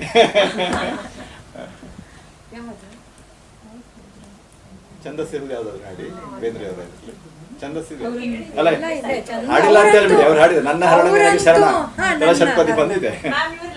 ಕ್ಲಾಸ್ ಮಿಸ್ ಆಯ್ತು. ನೀವು ಎಲ್ಲ ನಿನ್ನೆ ಏನ್ ಹಾಡಿದಿರಿ ಇವಾಗ ಹಾಡ್ಬೇಕು. ರೆಕಾರ್ಡ್ ಮಾಡಿದ್ದೇವೆ ನಿನ್ನೆ, ಕಳಿಸ್ತಾರೆ. ಅದನ್ನ ಹಾಕಿ ಎಲ್ಲ ಸಾಧ್ಯವಾದ್ರೆ ಮಾಡ್ಕೊಳ್ಳಿ. ನಿನ್ನೆ ನೋಡಿ, ಒಂದು ಹೊಸ ವಿದ್ಯಾರ್ಥಿಗಳಿಗೆ ನಿನ್ನೆದು ನಾನು ಇವತ್ತು ಯಾಕೆ ತಗೊಂಡಿಲ್ಲ ಅಂದ್ರೆ, ನಾವಿವತ್ತು ದೇಶಿ ಛಂದಸ್ಸು ಮಾತ್ರ ಇಟ್ಕೊಂಡಿರೋದು. ಪಂಪ ಅವರೆಲ್ಲ ಪಂಪಾರನ್ನ ಎಲ್ಲ ಬರೋದು ಅವರು ಚಂಪು ಕಾವ್ಯವನ್ನು ವೃತ್ತಗಳು ಅದರಲ್ಲಿ ಬರುವಂಥದ್ದು. ಹಾಗಾಗಿ ನಾನು ಬರೀ ದೇಶಿ ಕವಿಗಳು, ದೇಶಿ ಛಂದಸ್ಸನ್ನು ಇವತ್ತು ತಗೊಂಡಿದ್ದೆ.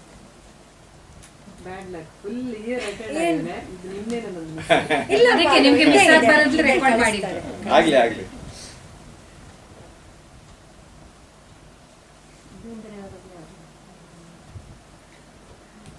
ಕಲಾ ಹಾಡ್ತಾರೆ, ಹಾಡಿ ಹಾಡಿ. ಇವತ್ತಿನ ಜಾಗನೇ ಇಲ್ಲ.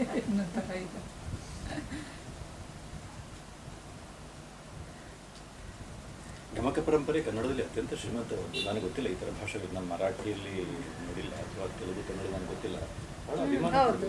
ಇಲ್ಲ, ಗಮಕ ಕನ್ನಡದಷ್ಟು ಎಲ್ಲೂ ಬೆಳೀಲಿಲ್ಲ. ಒಂದ್ ಕಡೆ ಬರ್ದಿರ್ಬೇಕು ಕನ್ನಡ ಸಾಹಿತ್ಯ ಪರಿಷತ್ತು. ಎಕ್ಸಾಂಪಲ್ ಕೊಡ್ತೀರಾ?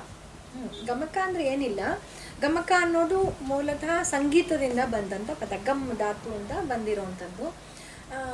ಈಗ ಸುಮ್ಮನೆ ನಾವು ಈ ಥರ ಎಲ್ಲ ಉರುಟು ಹಾಡ್ತೀವಲ್ಲ, ಇದನ್ನು ನಾವು ಗಮಕ ಅಂತ ಹೇಳ್ತೀವಿ. ಈಗ ಮುಂಚೆ ನಮ್ಮ ಕಾವ್ಯಗಳನ್ನು ಓದೋದನ್ನು ಕಾವ್ಯ ವಾಚನ ಅಂತ ಕರಿತೇವೆ ಅಲ್ವಾ, ಕಾವ್ಯ ವಾಚನ ಅಷ್ಟೇ.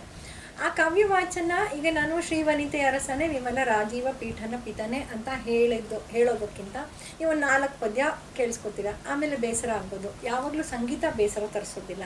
ಹಾಗಾಗಿ ಕಾವ್ಯಗಳಿಗೆ ಒಂದು ಸ್ವಲ್ಪ ಸಂಗೀತದ ಸ್ಪರ್ಶವನ್ನು ಕೊಟ್ಟು ಹೆಚ್ಚು 4 ಪದ್ಯ ಓದೋ ಕಡೆ 10 ಪದ್ಯನ ಜನರಿಗೆ ತಲುಪಿಸ್ಬೋದು. ಹಾಗಾಗಿ ಅದಕ್ಕೆ ಸಂಗೀತದ ಸ್ಪರ್ಶನ ಕೊಡಲಿಕ್ಕೆ ಶುರು ಮಾಡ್ಕೊಂಡ್ವಿ, ತುಂಬ ಹಿಂದೆ ಮಾಡಿದ್ರು. ಆದರೆ ಗಮಕದ ಅಂದರೆ ನಾವು ಕನ್ನಡ ಸಾಹಿತ್ಯವನ್ನು ಸಂಗೀತದಲ್ಲಿ ಹಾಡುವಾಗ ಅತೀ ಸಂಗೀತವನ್ನು ತರಬಾರ್ದು, ಅದು ಬಹಳ ಮುಖ್ಯ. ಯಾಕೆಂದರೆ ಅದು ಸಂಗೀತ ಕಚೇರಿ ಅಲ್ಲ, ನಾವಲ್ಲಿ ಮುಖ್ಯವಾಗಿ ಸಾಹಿತ್ಯವನ್ನು ನಿಲ್ಲಿಸಬೇಕು. ಅದಕ್ಕೆ ಆ ಉಸಿರ್ದಾಣ ಅಂತ ಏನಿದೆ, ಯತಿಗಳಲ್ಲಿ ನಾವು ಸ್ವಲ್ಪ ಸಂಗೀತವನ್ನು ಬಳಸೋಕ್ಕಾಗುತ್ತೆ. ಇನ್ನು ಮಧ್ಯದಲ್ಲೆಲ್ಲ ನಾವು ಹೆಚ್ಚು ಪದಗಳು, ಅಲ್ಲಿಯ ವಾಕ್ಯಗಳು ಜನರಿಗೆ ತಲುಪುವ ಹಾಗೆ ಮಾಡಬೇಕು. ಹಾಗೆ ಕಾವ್ಯ ವಾಚನ ಗಮಕ ಸೇರಿಕೊಂಡು, ಸಂಗೀತ ಸೇರಿಕೊಂಡು ಗಮಕ ವಾಚನ ಆಯ್ತದೆ. ಹಾಗೆ ಅಂದರೆ ಸ್ವಲ್ಪ ಸಂಗೀತದ ಸ್ಪರ್ಶ ಕೊಟ್ಟಿರೋದ್ರಿಂದ ಅದನ್ನು ನಾವು ಗಮಕ ಅಂತ ಕರೀಲಿಕ್ಕೆ ಶುರು ಮಾಡಿದ್ವಿ ಅಷ್ಟೇ. ಮುಂಚೆ ಎಲ್ಲ ಒಬ್ಬರೇ ಹಾಡ್ತಾ ಇದ್ರು, ಅವರೇ ಅರ್ಥ ಹೇಳ್ತಾ ಇದ್ರು. ಆ ನಂತರದಲ್ಲಿ ಹಾಡೋದಕ್ಕೆ ಒಂದು ಸ್ವಲ್ಪ ಸಂಗೀತ ಬೇಕು ಅಂತಾಯಿತು, ಬೇರೆ ಬೇರೆ ರಾಗಗಳನ್ನು ಬಳಸೋದೆಲ್ಲ ಶುರುವಾಯಿತು. ಆಮೇಲೆ ಸಾಹಿತ್ಯ ಬೆಳೆದ ಹಾಗೇ ಅಲ್ಲಲ್ಲಿ ರಸಗಳಿಗೆ ಕೆಲವು ಈಗ ನೋಡಿ, ಒಂದು ಶುಭ ಪಂತೋರಾಳಿ ಅಂತ ಒಂದು ರಾಗ ಇದೆ ಉದಾಹರಣೆಗೆ.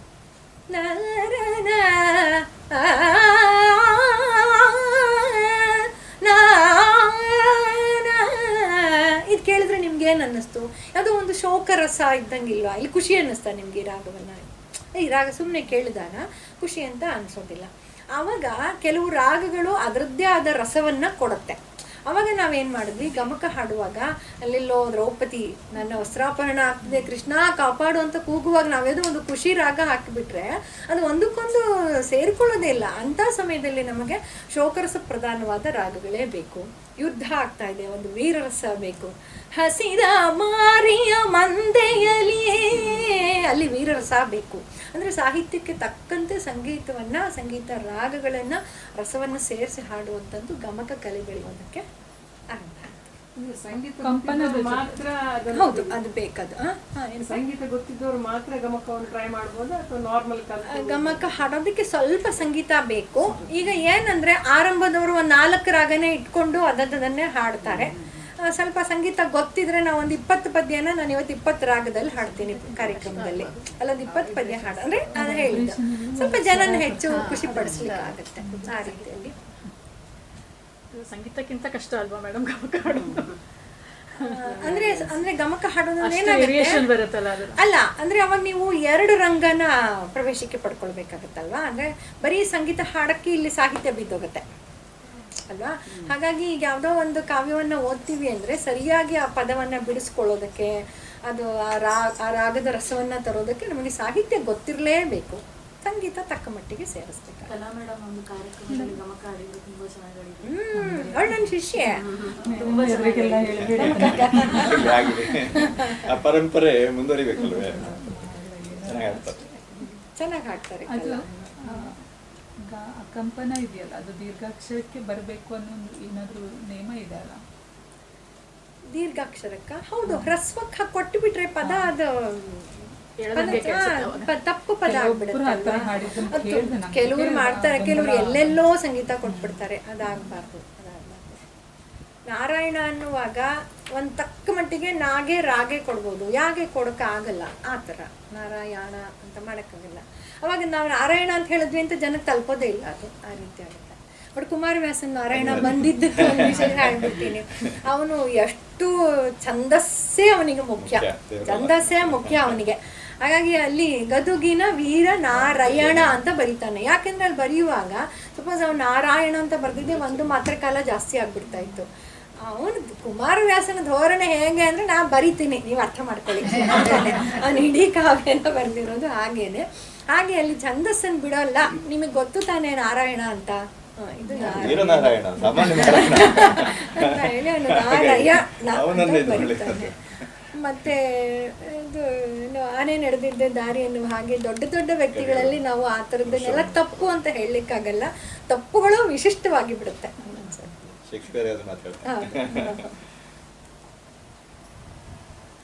ಚೆನ್ನಾಗಿತ್ತು, ಒಳ್ಳೆಯ ಕಾವ್ಯವನ್ನು ನಾವೇ ಓದಿಕೊಳ್ಳಬಹುದು, ಏನೂ ಇದಿಲ್ಲ, ಪ್ರವೇಶ ನಮಗೆ ಸಾಧಿಸಿದಂತ ಭಾವಜನಯ್ಯನೇ ಬಾರೋ, ಬಾಣನ ಭಂಗಿಸಿದಂತ ಭಾವಜನಯ್ಯನೇ ಬಾರೋ, ಬಾರೋ ಬಾರೋ ವೇಣುನಾದ ಬಾರೋ, ವೆಂಕಟರಮಣನೆ ಬಾರೋ, ವೇಣುನಾದ ಬಾರೋ, ವೆಂಕಟರಮಣನೆ ಬಾರೋ, ಬಾಣನ ಭಂಗಿಸಿದಂತ ಭಾವಜನಯ್ಯನೆ ಬಾರೋ, ಬಾಣನ ಭಂಗಿಸಿದಂತ ಭಾವಜನಯ್ಯನೆ ಬಾರೋ, ಬಾರೋ ಬಾರೋ ವೇಣುನಾದ ಬಾರೋ, ವೆಂಕಟರಮಣನೆ ಬಾರೋ, ವೇಣುನಾದ ಬಾರೋ, ವೆಂಕಟರಮಣನೆ ಬಾರೋ. ಪೂತನಿಯ ಮೊಲೆಯುಂಟ ನವನೀತ ಚೋರನೆ ಬಾರೋ, ಪೂತನಿಯ ಮೊಲೆಯುಂಡ ನವನೀತ ಚೋರನೆ ಬಾರೋ, ಬೀತರಾವಣನ ಸಂಹರಿಸಿದ ಸೀತಾನಾಯಕ ಬಾರೋ, ಬಾರೋ ಬಾರೋ ವೇಣುನಾದ ಬಾರೋ, ವೆಂಕಟರಮಣನೆ ಬಾರೋ, ವೇಣುನಾದ ಬಾರೋ, ವೆಂಕಟರಮಣನೆ ಬಾರೋ. ಬಿಲ್ಲ ಮುರಿದು ಮಲ್ಲರ ಗೆದ್ದ ಪುಲ್ಲನಾಭನೇ ಬಾರೋ, ಬಿಲ್ಲ ಮುರಿದು ಮಲ್ಲರ ಗೆದ್ದ ಪುಲ್ಲನಾಭನೇ ಬಾರೋ, ಗೊಲ್ಲ ತೇರೊಡನೆ ನಲಿವ ಚೆಲುವ ಮೂರುತಿ ಬಾರೋ, ಬಾರೋ ಬಾರೋ ವೇಣುನಾದ ಬಾರೋ, ವೆಂಕಟರಮಣನೆ ಬಾರೋ, ವೇಣುನಾದ ಬಾರೋ,